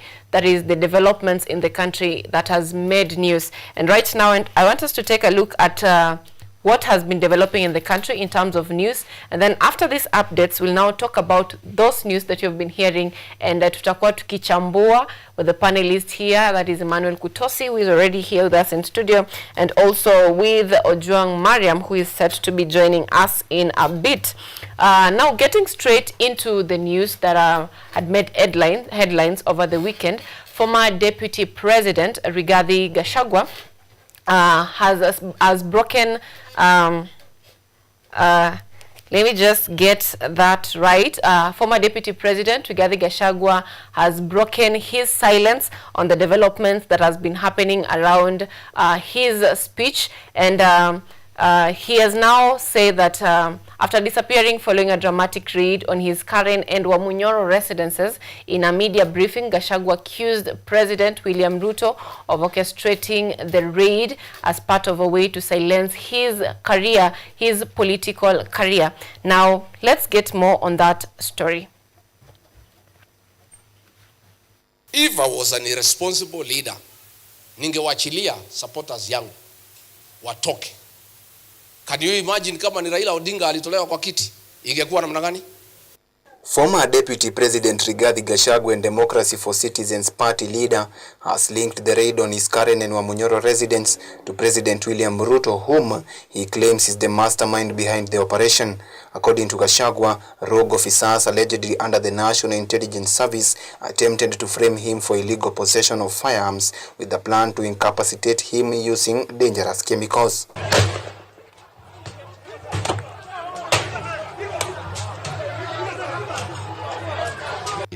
Let me assure the planners of this violence that you will not stop the cause of the people of Kenya. The one-term movement and the DCP party popularity will not be stopped and will not be slowed down. The cause to liberate Kenya is not about Rigathi Gachagua. All the leaders with me, wasting time and resources to stop me is a zero-sum game. The people of the Republic of Kenya have said that lies must stop. It is reported that the officers were conducting a manhunt for Gachagua while he was attending a church service in Murang'a. According to Gachagua's legal team led by Ndegwa Njiru, the former DP narrowly escaped the raid. The lawyers have since called on the government to present formal charges, if any, that justify the search and pursuit on their client. At about 2:30 p.m., we received further intelligence from the deployed patriotic officers who are not in agreement with the information that they had clear instructions to plant arms and weapons in our convoy to provide evidence to arrest us and get evidence that they could charge us with in court. After about 30 minutes, the killer squad was joined by their counterparts who are highly trained in the use of biological weapons. Their instructions were to poison me through inhaled chemicals that would paralyze my brain within 3 months. This was the intent and the purpose of the whole operation. Gachagua has long raised concerns about his safety and has previously accused the government of withdrawing his security details to expose him to harm. The raid follows recent comments he made on a one-on-one interview with one of the popularly followed Gen Z show, where he was comparing the current political climate and the 2007 post-election violence, which were viewed as inflammatory. However, Gachagua appeared to justify his comments. Mimi nilisema juzi, na mimi naona they are trying to change the context of what I said. Mimi sijasema Kenya itakuwa na fujo. Mimi nimesema, nikisikiza wa Kenya vile wanasema wewe William Ruto usijaribu kuiba uchaguzi, na nimeuliza IBC, please be patriotic, msiweke hii nchi kwa shida, because history has shown when there is a contested election there can be violence, and it has happened, and we must refer to history. Gachagua is once again on the wrong side of the government after he was earlier associated with the Gen Z-led protest, where he was said to have funded the riot, something that he differed with publicly. Now with the raid in Gachagua's camp, political temperatures continue to escalate, with a number of leaders condemning the act, calling it as an intimidation play. Edward Nyamo, KUTV. Now, yesterday morning, Trans Nzoia governor, that is George Natembeya, was arrested following a raid by the Ethics and Anti-Corruption Commission (EACC) at his Kitale residence. The arrest is linked to an ongoing investigation into alleged embezzlement of public funds. The dramatic turn of events has sparked chaos in Kitale, with the residents storming the EACC offices in protest, leading to widespread vandalism and riots across the town. Elimelech Mwadori has the full report on the developments that have crippled Trans Nzoia County.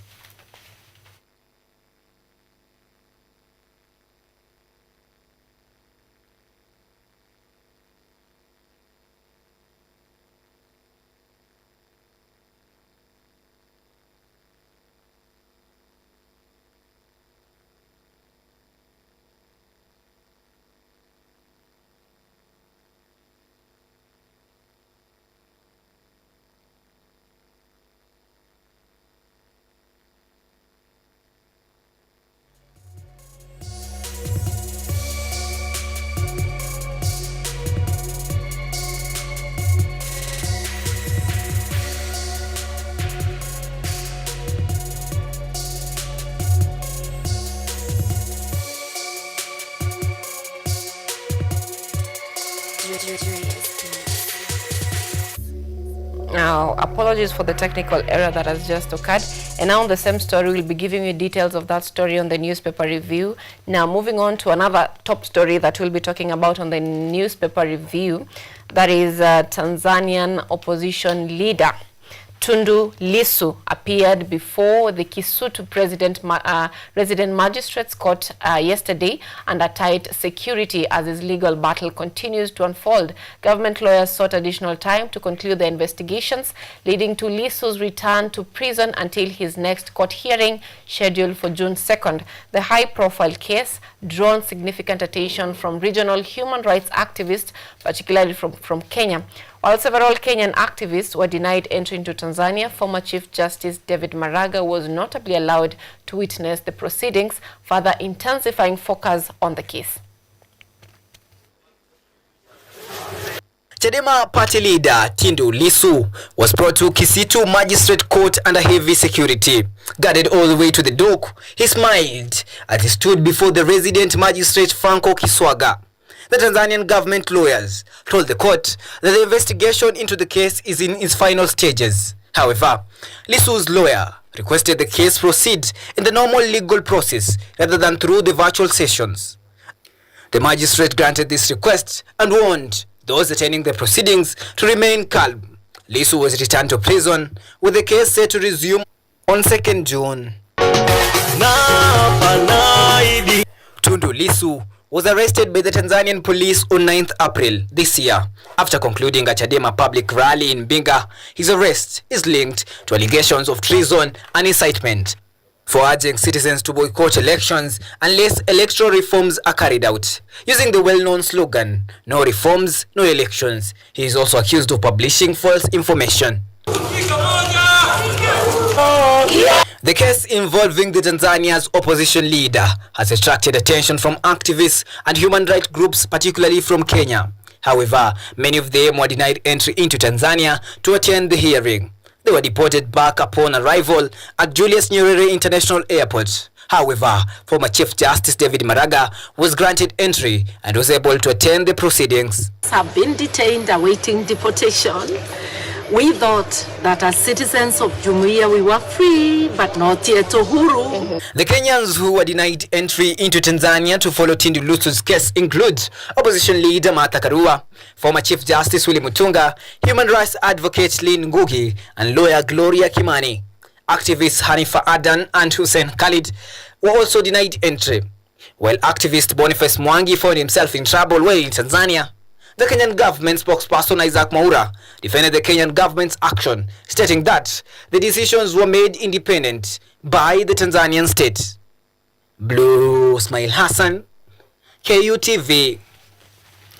Now, Fafi Member of Parliament, that is Salah Yakub, has openly criticized the government's recent decision to designate areas in Masalani, Garissa, and Tana River counties as protected zones.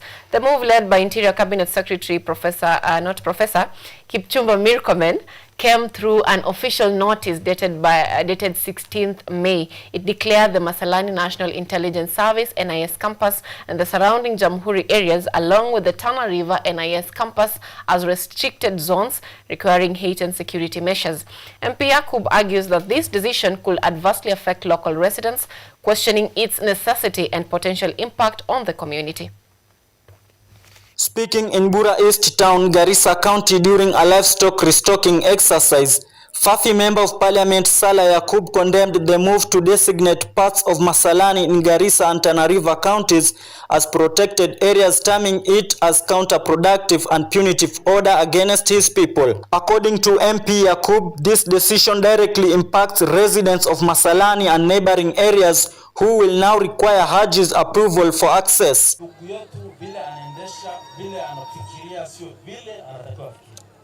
He is not performing professional. He is not. Ni chungu sana niongee kuhusu brother yangu atolewe kazi ama mchochee. Sisi tunaelewa mambo ya protected areas. Sisi tunaelewa uchungu tulipitiziwa tikiwa na maximum security. Sasa wewe ukisema umejenga boma nzima, hata mtu anapoingia anaambiwa ya kwamba lazima achukue ruhusa from the head director of DIG, director of intelligence. Sasa unatuambia nini? Yakub accused the NIS Director General of potentially misusing the order, citing past instances of alleged abuse. Yakub expressed deep concern over the implications of the protected area designation, drawing parallels to past experiences of government overreach. That will attract, hiyo sasa itavutia wale magaidi. Itavutia kabisa. Inasema hapa sasa kuna maximum security, lazima tuende tufanye kazi vile. You can't add an assault on an injury. Wezi ni chungu sana niongee hiyo. Waziri wa Interior, ile gazettement alifanya jana usiku ya protection of Masalani campus, anasema ya intelligence, hiyo kitu atupilie mbali, ama sisi tutaenda kotini na tunasimamisha hata kama mimi si bunge huko. The Member of Parliament demanded the immediate degazettement of the order, threatening to mobilize residents for legal action if the government fails to comply. He also issued a stern warning to President William Ruto, stating that regional support will hinge on developmental progress and the cessation of perceived discriminatory policies. So hiyo, you have not done public participation. Ujaongea na watu wa Bura, ujaongea na watu wa Ijara, because that's a county thing, it's not a Masalani thing. Ujaongea na watu wa Bura, ujaongea na watu wa Masalani, ujaongea na watu wa Ladera, baka sisi leaders na constituencies na all Garissa watu wakubaliane. While the government did not explicitly state the reasons for the protected area designation, it is understood that NIS facilities house sensitive intelligence operations necessitating stringent access control for security and confidentiality. The Protected Areas Act CAP 204 provides the legal framework for such restrictions in the interest of national security. Rajab Juma, KUTV. Now, a section of grassroots leaders from Matungulu in Machakos County has come out in strong support of President William Ruto and the Kenya Kwanza administration. The leaders cited their desire to align with the government's development agenda, emphasizing their interest in benefiting from ongoing and future national projects.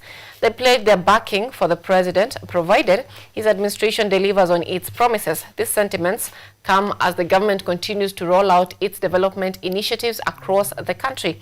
Let's listen in to what the leaders had to say.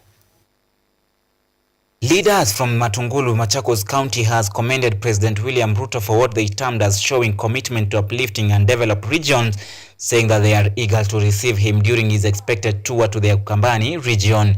As part of their development priorities, the leaders highlighted the urgent need to reconstruct the Oldonyo Sabuk Bridge, which was destroyed last year when the river flooded. Kwa hilo, tunajua barabara inakuja sasa. These leaders' sentiments comes at a time when political tension continues to surface around the country, with the formation of the New People's Liberation Party PLP, with Kalonzo Musyoka being a part of the party. Questions now arising. Tunakupenda sana, sisi ni watu wa UDA from scratch mpaka 2032 na tuko na wewe kabisa, wapende wasipende, sisi hatuko kwa opposition. Opposition kama hawataki tutafanya kazi na wewe na tunafanyanga kazi na ile serikali iko. Na president tunakukaribisha sana, karibu huku kwetu Matungulu. Additionally, the local residents have shown their undying support for President Ruto, condemning those who oppose him and encourage the need for development instead, promising to support Ruto ahead of 2027 elections. Sisi raisi, tunakutambua, wewe ndio raisi wetu wa Kenya. Na kiti tunakupea mpaka 2032. Hatuoni mtu wa kupingana na wewe. Sisi hatuko kwa Kalonzo, sisi hatuko kwa Matiang'i, tuko chini yako. Kwa kuwa kuna kasumba kaliingia mahali, tunakuomba utusamee. Kama kuna mtu alikupiganisha na sisi, tunaomba utusamee sana. Tunakupenda sana Matungulu Northward. Tunakukaribisha sana kwa kuwa tunakupenda. Omba rais. Henceforth, this move of support marks a notable shift in the political dynamics of Ukambani, a region historically considered as an opposition stronghold. James Baraka for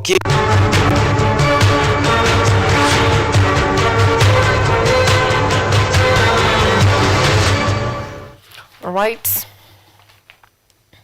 That is on the news update. And those are just among the stories that you're going to be talking about this morning. Let me just take you quickly through the headlines. We are having two newspapers today, that is the Standard and the Daily Nation. The Standard says, ruthless president, prominent critics of President William Ruto's administration faced a turbulent day yesterday as the state agencies appeared to close in.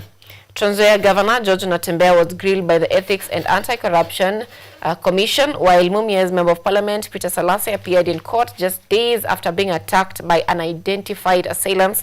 Meanwhile, former Deputy President Rigathi Gachagua sensationally claimed that his life is in danger. In fact, he says that there is a plan to assassinate him. And the Daily Nation says Ruto critics face police crackdown. That is the conversation you're having this morning with Ojwang Mariam and Emmanuel Kutosi. The able gentlemen are already in studio. Thank you so much for making time for us this morning. Asante. I'll begin by you, not you. I'll begin by you, Kutosi. Please introduce yourself to our viewers back at home. Okay, viewers, wherever you are, my name is Emmanuel Kutosi. I am a reporter within Kenyatta University and TV, and I really appreciate this moment to be here, to be chiseling through the dailies, to be able to see and analyze the various aspects that have been portrayed by various dailies. Thank you so much for making time for us this morning. Thank you. Ojwang? Asante. Good morning everyone. Bado najituma kwa community. Ojwang Mariam, mtoto wa Mariam, senior warrant officer 1. I have a profile, as I keep saying, that if you want to have change in your community, continue doing it at the level you are in. And one day, one time, whatever they say, ipo siku, is just something that stars aligns. Right now, there is an organization, the biggest in the country, that does grassroots mobilization, shining hope for communities, with the headquarters at New York and the other one in Kibera and Mathare, Nairobi, serving as Kahawa West youth leader. I'm delighted, grateful, and humbled to be here for this newspaper review. Wakenya wajue ukweli, ndo hata wao wajisaidie. Kieleweke. I'm having the dailies injecting, the Standard as always, and the Daily Nation doing the explanation. Now, just from where you sit, Kutosi, it is believed that this is an intimidation tactic. At least most people are saying that this is an intimidation tactic from the government, and the government is using state machinery to create an environment where the voices of government critics are submerged or are silenced in that matter. Do you think that this is actually an intimidation tactic by the government, or it's just the government doing its role of ensuring peace and stability in the country? I will not put myself in either direction. I'll just point out that for each and every utterance that we get from every political side, there are usually those repercussions. But particularly, there is some moments when you're getting some misbehavior, particularly from our political leads. We'll look at the politicians. Let's say yesterday, the former deputy president made actually allegations also of his life being in danger. But for some reason, it's like it's something that may be downplayed. Yet we are looking at a period when we've just lost an MP who was also claiming that their life was in danger. At the same time, you're also having a skeptic concourse, because within the second page of the Daily Nations, you're seeing that a Catholic priest who hosted Gachagua was found murdered.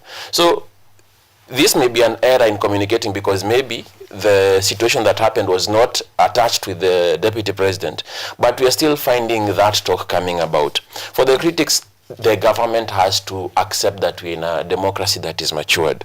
And I cannot say that it is not right for people to be able to be vocal, particularly on the grievances that they have, because particularly within Kenya and the democracy that we have, people have to talk, because that is the way of Kenyans. Even we've spread out so far, we are now also maybe in a way awakening our sisters and brothers in Tanzania, telling them you should be vocal about various things, which is very key, because we are ages up, in particularly in matters of democracy.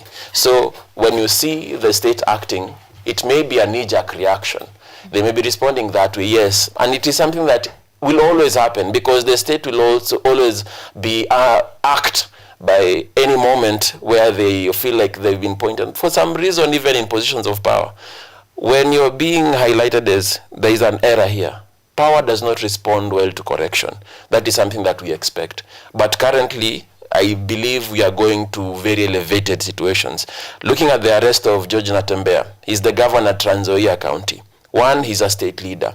If you called this person to the offices of the EACC, would they not come? Why does the arrest of such a person have to be so dramatic? If Ojwang was being arrested, probably he would be allowed to send me an SMS somewhere to tell me he has an issue. But the drama that we are seeing when they are being called, because what was done yesterday, one, it is something that should be shunned, because if we are looking at what happened within Trans Nzoia during this arrest, it's not something that should happen. But you're seeing that it's being displayed right there. People are coming within, they vandalize those vehicles. It is government property. In fact, ni mali ya mwananchi. But why did it have to go through that course? Isn't this someone who you could be able to address? All of these are leaders who you can be able to bring on book. Salasia is everywhere in chains. And weirdly, even the way we are seeing the political, not even the political leaders, the CSs within the government responding for some reason or another, Tapata, even within the launch of the DCP party, it may not have been known in areas like Garissa, but Eden Duale has gone and is publicizing it. For some reason, they've done free marketing for Gachagua. But the thing I'm seeing is the government is responding too harshly. It's something that you don't even need to respond. Just allow democracy to be as it is. That would be my take. Democracy to be as it is. Do you believe that Kenya is really a democratic state, or that's just an ideology that we have? Because people are allowed to speak freely. People are allowed to have public participation on what they want to be involved in policy making and all that. But as we see it, the executive seems to be having more power than any other state, and most of, not state, but arm of government, the legislature, the judiciary, all appear to be inclining towards the goals of the executive. Do you think that we are really a democratic country, or we are the democracy is really practiced in this country? The democracy is there, and the part of the executive having power, that is how any democratic state is. The power is with the executive, because it is communicated from the people. When we go through elections, we communicate our power up there. So they have the amalgamation of all that power up there. Now the way they use it is where we come into calling them on check. Currently we have various arms to do that. Apart from that, now you have the voice of the wananchi at the ground. And also, when you see, like, we can be able to, we are not yet there in terms of optimacy as a democracy, but we are growing towards it. Because the dissent we're able to raise, even concerning our leaders, when you have issues, what we're able to air out in some countries would not be aired out. I'm looking at, I'll still go to Tanzania, which is the latest country to rebuke us, particularly in the idea of tuna tabia mbaya. If you were to listen to the speech by the Honorable Samia Suluhu. But within unfortunately, within Tanzania, it's not possible to have that democratic space that we have within Kenya. And probably it's because, for some reason, what they are going through right now, Kenya went through around 30 years ago. Since the beginning of their running, it's been Chama cha Mapinduzi. So they're in the KANU era. We're already in a place where we are having a multilateral political environment. So you cannot say that we are not anywhere, but we are progressing. We are not yet there, but we are moving in that direction, because even the action we are seeing, in fact, I believe what I'm perceiving when analyzing the politics even within the region, I think the powers that are somehow worried about a possible transition that is happening, particularly a generational shift in matters of leadership. Because with the way, for some reason, Kenya was able to put a hold on things that Kenyans themselves did not agree to, even within last year, even as you approach a similar season within this year, was able to also tickle the minds of various people. Particularly, we saw a response of such a nature in Uganda, which has seen also quite a challenging government, and they were able to share their dissent. So now we are seeing Tanzania moving in the same direction. The same thing has also been witnessed in what? Kizza Besigye. The guy was taken from here. We had an activist from Tanzania, picked up from here. So right now you're able to see within the streams of power, it's like there is some worry of what is happening, which is somehow unstoppable. I think one leader has been called out, and amepigwa sana because of this, would be the former president, Uhuru Kenyatta, particularly akiwa Makerere University some time back. He actually made that direct comment that the youth is the future that Africa can hope for. And for some reason, that awakening is arcing those powers that have been. And for some reason, the violence will be there, because for some reason that transition can never be one that is quite silent. But as a democracy, Kenya, we are moving somewhere. Yeah. So power shall be taken, not easily.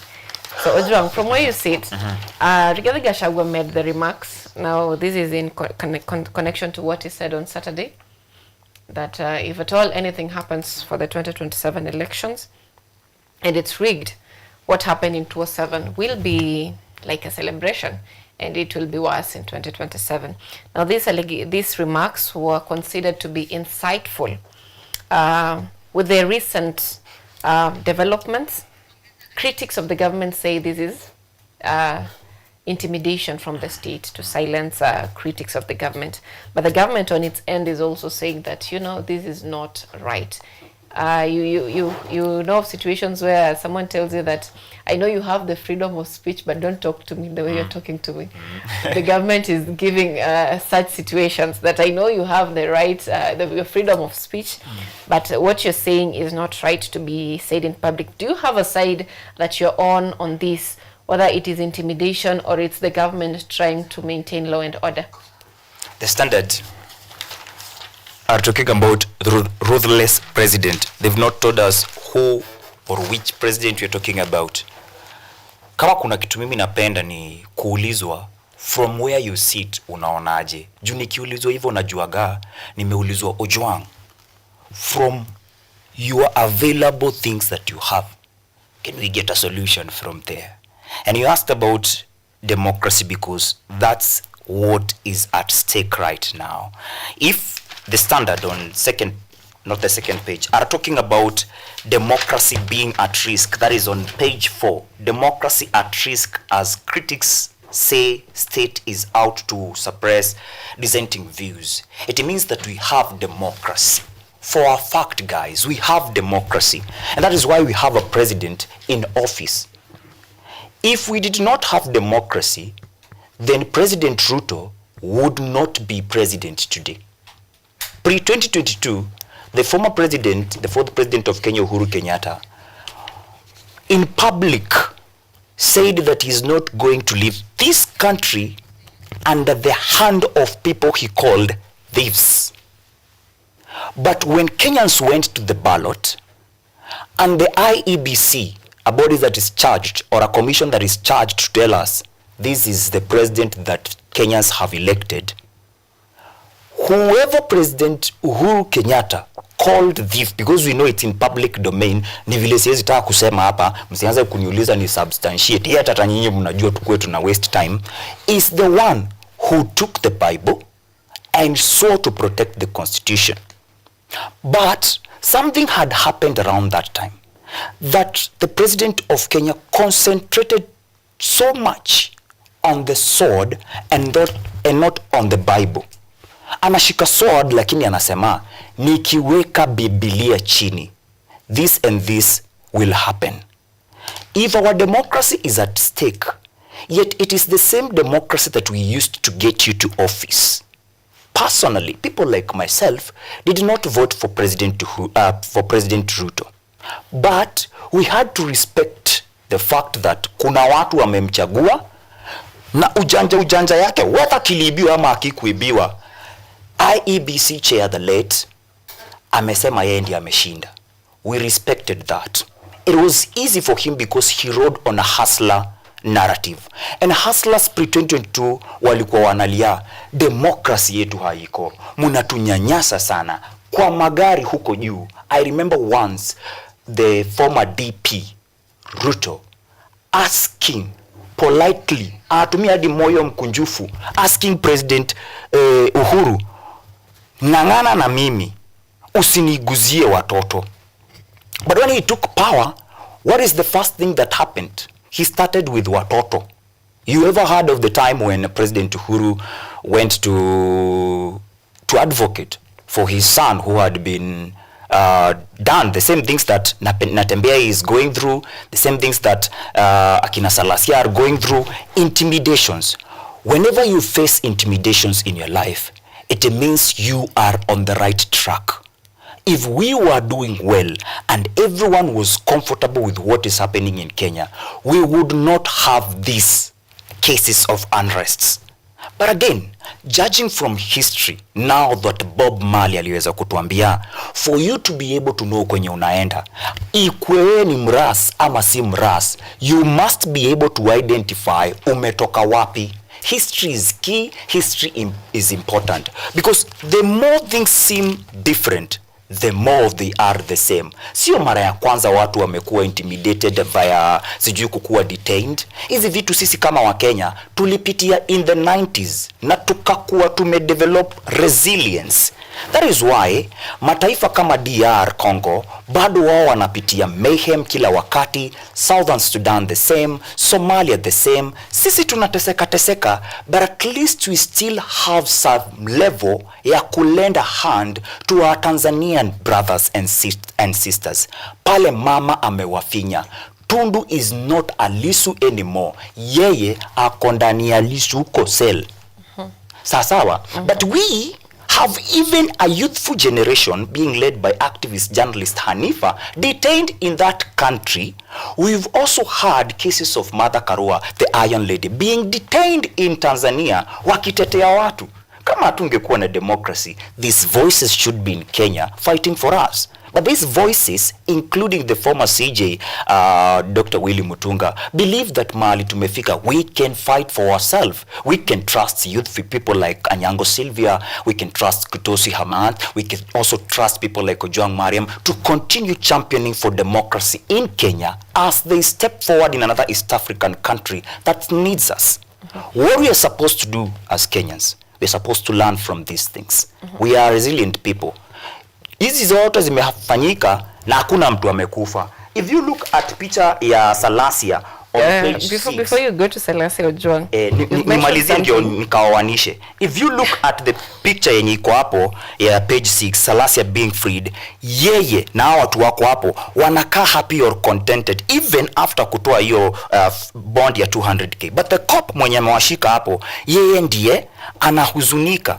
Intimidations don't work in Kenya. They make you stronger. These are the same people who tell you what doesn't kill me definitely makes me strong. And if they thought they're going to silence youth by kushika watu kama hao Salasia kuwafanya vitu kama hizo ati ndio wanyamaze, look at the guy, look at the hair, and you will believe that the gods must not be crazy.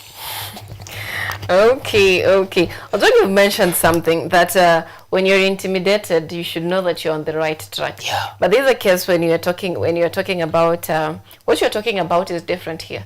We're talking about Natembea. The charges are corruption, and we know our leaders. They are more or less the same. We have seen most of them flaunting cash in bands. So those are millions being flaunted. And when EACC is on your case, that means lisemwalo lipo kama lipo laje. So in as much as you're saying it's intimidation and you're on the right track, the case of Rigathi Gachagua, he mentioned very, I heard what he said and I was like, you know, you're feeling that. And now when you say he's intimidated and he's on the right track, don't you think that that's misleading? Why am I saying this? We need more civic education at the community level. Because of this, everyone in Kenya under Constitution of Kenya 2010 has a right to what we call habeas corpus. Before I arrest you, even if I'm a cop, there are some procedures I must follow. I must see you with a warrant, and they are doing that through backdoor anatumia hadi EACC. To arrest a governor, mwenye unajua akona following. To arrest an MP, mwenye unajua akona following. Because these people are elected. See the same na kunominatiwa venye unasikia Senator Gloria Ruoba anaambiwa, oh Ruoba, go home ufanyi kazi. Elected means the power of the people is directly in you. Do something that we call respect. Niandikie barua kutoka EACC. Deliver it to my office. These governors have offices even in Nairobi, the capital. If I don't appear in court or in EACC, that is why you give warrant of arrests. Warrants of arrest are given to watu wenye wanaonekana huyu sheria lazima itumie nguvu maradufu ndo wafike hapo. The moment you take cops who are our brothers and sisters, wakuje wafanye vitu kama hizo kwa ground, sisi ndio wanapata. Wewe kama ni follower wa Natembea, and you know these politicians are the same, because everyone in this country is corrupt, including you, madam. It is just a chance that you've not got, or the principles, please, or the principles that taught you in your environment taught you better. But deep down, we are all born evil. That is why the Bible says that none is righteous. How you grow, you change, iyo ndo kuchange. Unakuwa sasa wewe ni mzuri, you are not participating. And how do you know that someone is corrupt? Whenever you are termed as against the government, you criticize the government, the first dog to bark must be a commission we call EACC. Whether kuna corruption ama hauna, and you are criticizing the government, you must face EACC. Even Morara, kama haujafikiwa na EACC, bado hauna net worth.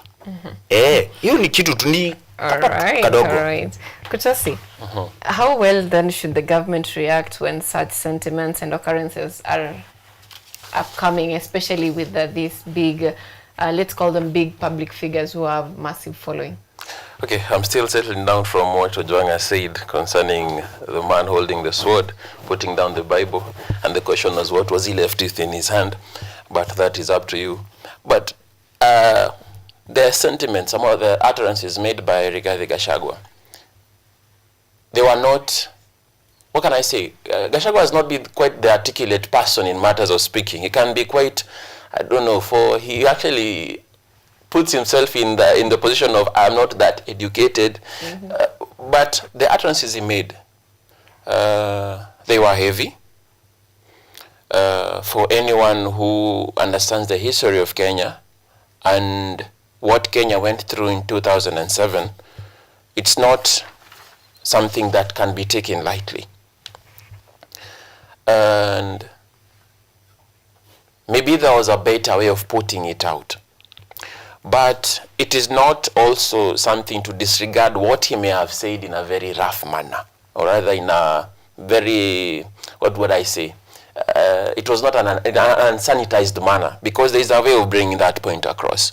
Because if you're to look at the issues that brought about the issues of the elections in 2007, unfortunately, you can see elements of them within this rally as we move towards the elections as we have them. we are seeing a lot of ethnic politicking. You will point me out that the deputy president was sidelined because of being a Murima situation, someone who was championing for one region. But when you look at the various things we are seeing right now, there is a lot of regional politics. If we are keen, just look at the stories, even going the way we've had the stories coming in. If you look at what is happening, it's a various region. Nyinyi watu wa huku, tunataka mkue kwa serikali. What does that mean? When we vote in our power to come and be the governing authority, it is the nation of the people, not of some people. But when you're finding that we are also moving to various regions with that commentary, it is something that also splits the people. At the same time, he said something that was very uncultured. And looking at the processes we have right now, one, we had a delayed vetting of our IBC. Creation of that body was delayed. We've been able to find shortlisted candidates. We have issues with the shortlisted candidates. We also have issues because I believe right now the High Court has created an injunction. The National Assembly cannot be able to vet them because they also have questions about, one, the shortlisted candidates were 105. 6 were added to 111. How did that happen? You see, there's a way of communicating, this is why this has happened. And that motion of making things happen without consulting first the majority, or rather communicating even with the Mwananchi to know, okay, we had 105, these 6 came from this particular area or the other. It creates skepticism. The elections is something that touches on each and every Kenyan, everyone who's making that decision of who they are going to elect. But the issues we've had, even with the previous elections, we had the talk of Fungua Sava. Fungua Sava tuone. But that means there is a troubling trust situation with our election. So when we have questions in the beginning of the process, what assures us that we'll trust the end process? For that reason, I would say probably I wish I could link up with Gachagwa's PA and tell him there is a way of guiding your guy to speak out because it's a valid point, but said recklessly. Because the wounds of 2007 are not yet healed. There are people who lost lives, lost their fathers, their mothers, their children. There are people who lost property. There are people who have never gone back. There are people who also have the scars. They are healing, you see. But I believe anyone who's sane would not anticipate such a situation in 2027. We would want to have a peaceful transition. But since we are in the moment of preparing that journey, it's best to ensure we have everything packed. Let anything that comes at that situation be an emergency that we can be able to deal with. But if you mess with the situation from the start, when we have a questionable body already, before it is even constituted, you already have questions. That clarity is necessary.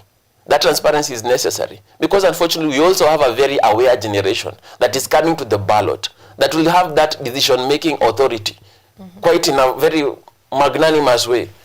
And to be able to ensure that we just move in step, because state machinery is nothing because compared to the people who made that state machinery. It has been witnessed over and over again. But we need order, and that is something that also enshrines our democracy, protects it, and allows us to move on as a country. But we have to be keen, even within the emotions of having that authority as the state, that trust of ensuring there's a probable and peaceful transition is upon the state. And that has to happen. If not, people will see it. And when they see it, what is likely to happen? Because what happened in 2007 was based on a lot of confusion, a lot of entitlement, a lot of division. Yet what we require as a nation, one, is cohesion. We need to understand that we move as a unit. We are Kenyan. So that we can even go and make the Tanzania situation move in a certain direction, we also have to understand that we have to have that pact direction. Yeah. Okay, very interesting. Now, mwelekezo wako ananiambia kwa muda wetu is not really right with us. So I'll just have quick feedbacks, especially concerning the decision to hold IEBC vetting process by Parliament. we have that also, and the decision by Tanzanian President Samia Suluhu to deport what she says activists from East Africa. You know, imported something activists. Interesting about it, because in as much as they hate, it's not hate, detest how Kenyan politics works. At some ways, today in all Tanzanian newspapers, Kenya has been on the headline of all the papers in Tanzania. Whether it's about deportation, whether it's about we want to maintain our peace. So I want us to give quick sentiments or quick feedbacks on the same. Are we this decision, the slowdown of IEBC vetting, now the court has halted it, and now the opposition is also firing talks or maneno kuhusu uchaguzi huu wa 2027. Do you think that the outrage about preparedness, about the constituencies lacking representatives, do you think this outrage is something that should be of concern, especially to us as citizens who are voters, of wanting to believe Gachagua that indeed maybe there is a plot to, you know, to rig the 2027? Ojwang, do you think this should be a concern for us as a country? It is a concern. It's not a question of if it should. It is a concern because we've seen these things happen. And for what we have not seen, we've heard, for example, 1992. 1992, the president then, the late President Moi, went to parliament. Sahi hata kulikuwa kubaya sana. You know, saizi we are in a multi-party democracy. Before 1992, there was only one party ruling and one party having a presidential candidate, KANU, Kenya African National Union. But that president went to the floor of the House and declared the repeal of Section 2A, which gave another rise to multipartism. Went to the election in 92, rigged and won. 1997, rigged and won. 2002, I was still young, around 9 years old. I may not have heard about rigging, but someone won. In 2007, we all know what happened, and that's what we are trying to prevent in 2027. Elections have always been rigged in this country because of the process of election that we have and the faults and the loopholes that it comes with. That is why the question of fungua server, up to date kuongea ukweli wa Mungu, can cheat, can die, is a conversation that has only been left in our homes, bedsitters za vijana wa campus wakiulizana na warembo wao, is it possible today ufungue server? Because the government can't, and it will never do that. But we must rise beyond these challenges as a country. There is what we call kulinda kura. Kulinda kura means go vote. It's a free, fair, credible election, right?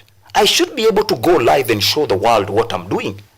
The secret is me ticking, not me doing. Because if we make me doing a secret, hapo ndo uchaguzi unaibiwa. Uchaguzi wote uibiwa kwa polling station. Polling station kwa watu ambao polling zao ni either kashule ama forest is a class. A class. If in that class we can have integrity, we can win election, because free and fair elections only makes President Ruto a one-term president. And it will be peaceful. We should be gearing towards that. We should not waste a lot of time fighting President William Ruto, talking about him, fighting fellow youths who are fighting us. No, we should be on the run, looking for solutions, packaging these solutions in a language that Mkenya wa kawaida pale kwa ground anaelewa. So that, you know, the future of business in our country is startups. Lakini saizi, watu kwa kuwa enabled na uchumi wao wanakimbililia SMEs. For people who went to campus, got learned, have interacted with people from other countries, know and understand about startups. But from Kenya wa kawaida pale mwenye anauliza Mungu wangu, ni wapi naweza pata 1000 niweke kasoko hapa nianze kuuza nyanya, dream yake ni SME. We should package our language ndio tusikue kama Rigathi Gachagua, tuweze kueleza huyu Mkenya hizi vitu vizuri vile anaelewa. Proper civic education, akifika kwa ballot atakuwa anaelewa kukula ni lazima, na atakuwa anaelewa there is no loyalty in kukula. Mbunge kwa jina Anyango SYLVIA akikuja hapa na kula na naandika jina na ID. Mbunge Kutosi akikuja na kula na naandika na ID, naandika hapo hivyo. Jusi siri na hakuna deni kwa politics. But when I approach the ballot, I approach the ballot with clarity of mind and reason. I vote for someone who will help me, so that after that I don't cry vile Wakenya wamekuwa wakicry for 5 years. I stopped crying myself. I cry because my people are crying and I'm their brother. I have to cry. Personally, I was prepared for everything that is happening in this country before 2022. Because we campaign to tell people that if we go to the ballot and elect William Ruto, this is what will happen. But we still went and elected him. All we are supposed to do ni kuensure hatufinyi sana tumalize democracy tuingie dictatorship. But kutufinya, kama hajaacha kutufinya saizi, he will continue doing that. Na atakuwa anatufinya, anaendea baba. Anatufinya, anachukua Kasmuel. Anatufinya, anachukua Marara. Anatufinya, anachukua huyo mwingine. There are rumors that Maraga ni state project. Atatufinya, amchukue. Aendelee hivyo, afinye, deep state yote ikuwe hapo hivyo kama hatutaungana. It's about us. The youth and are being asked by the Standard, can Kenya break the cycle of tainted leadership ahead of crucial 2027 elections? It is not about all that. It is about us as a people. Can we really change from the status quo and elect someone because he can help you, not you as a person, you as a community? Imagine wewe ukiwa mbunge, sio lazima unipee pesa. Lakini ukinijengea barabara hapa, mimi nitaweza kupeleka nyanya yangu from point A to point B. Mama boga furahie. Okay. Now, not Ojwang, Kutosi, I'm taking your sentiments on the same. Should we be concerned about the IEBC formation? Or if we should, why? As you make your closing remarks. We should, because it's the process, or rather the body, that for a certain time holds the nation as we transition. It's like IBC is the midwife of Kenyan leadership. That's how we move into a new era of leadership. We are looking at situations currently when we are having issues in various circles. We are looking at the Natembea situation. If it is corruption and these things come out, there are things that should be able to direct the voter in how they move. We are looking at the situation in Uasin Gishu. A stadium was being built. The cost was 1.1 billion. 68% of that money has been used. Anything is yet to happen on that stadium. These are things that were cautioned yesterday by the Senate Committee on Finance. How are we here in a shell that has consumed more than 50% of its budget? It's not possible. Something is wrong somewhere. So what we can be able to point out is that, yes, we have troubled leadership in various circles.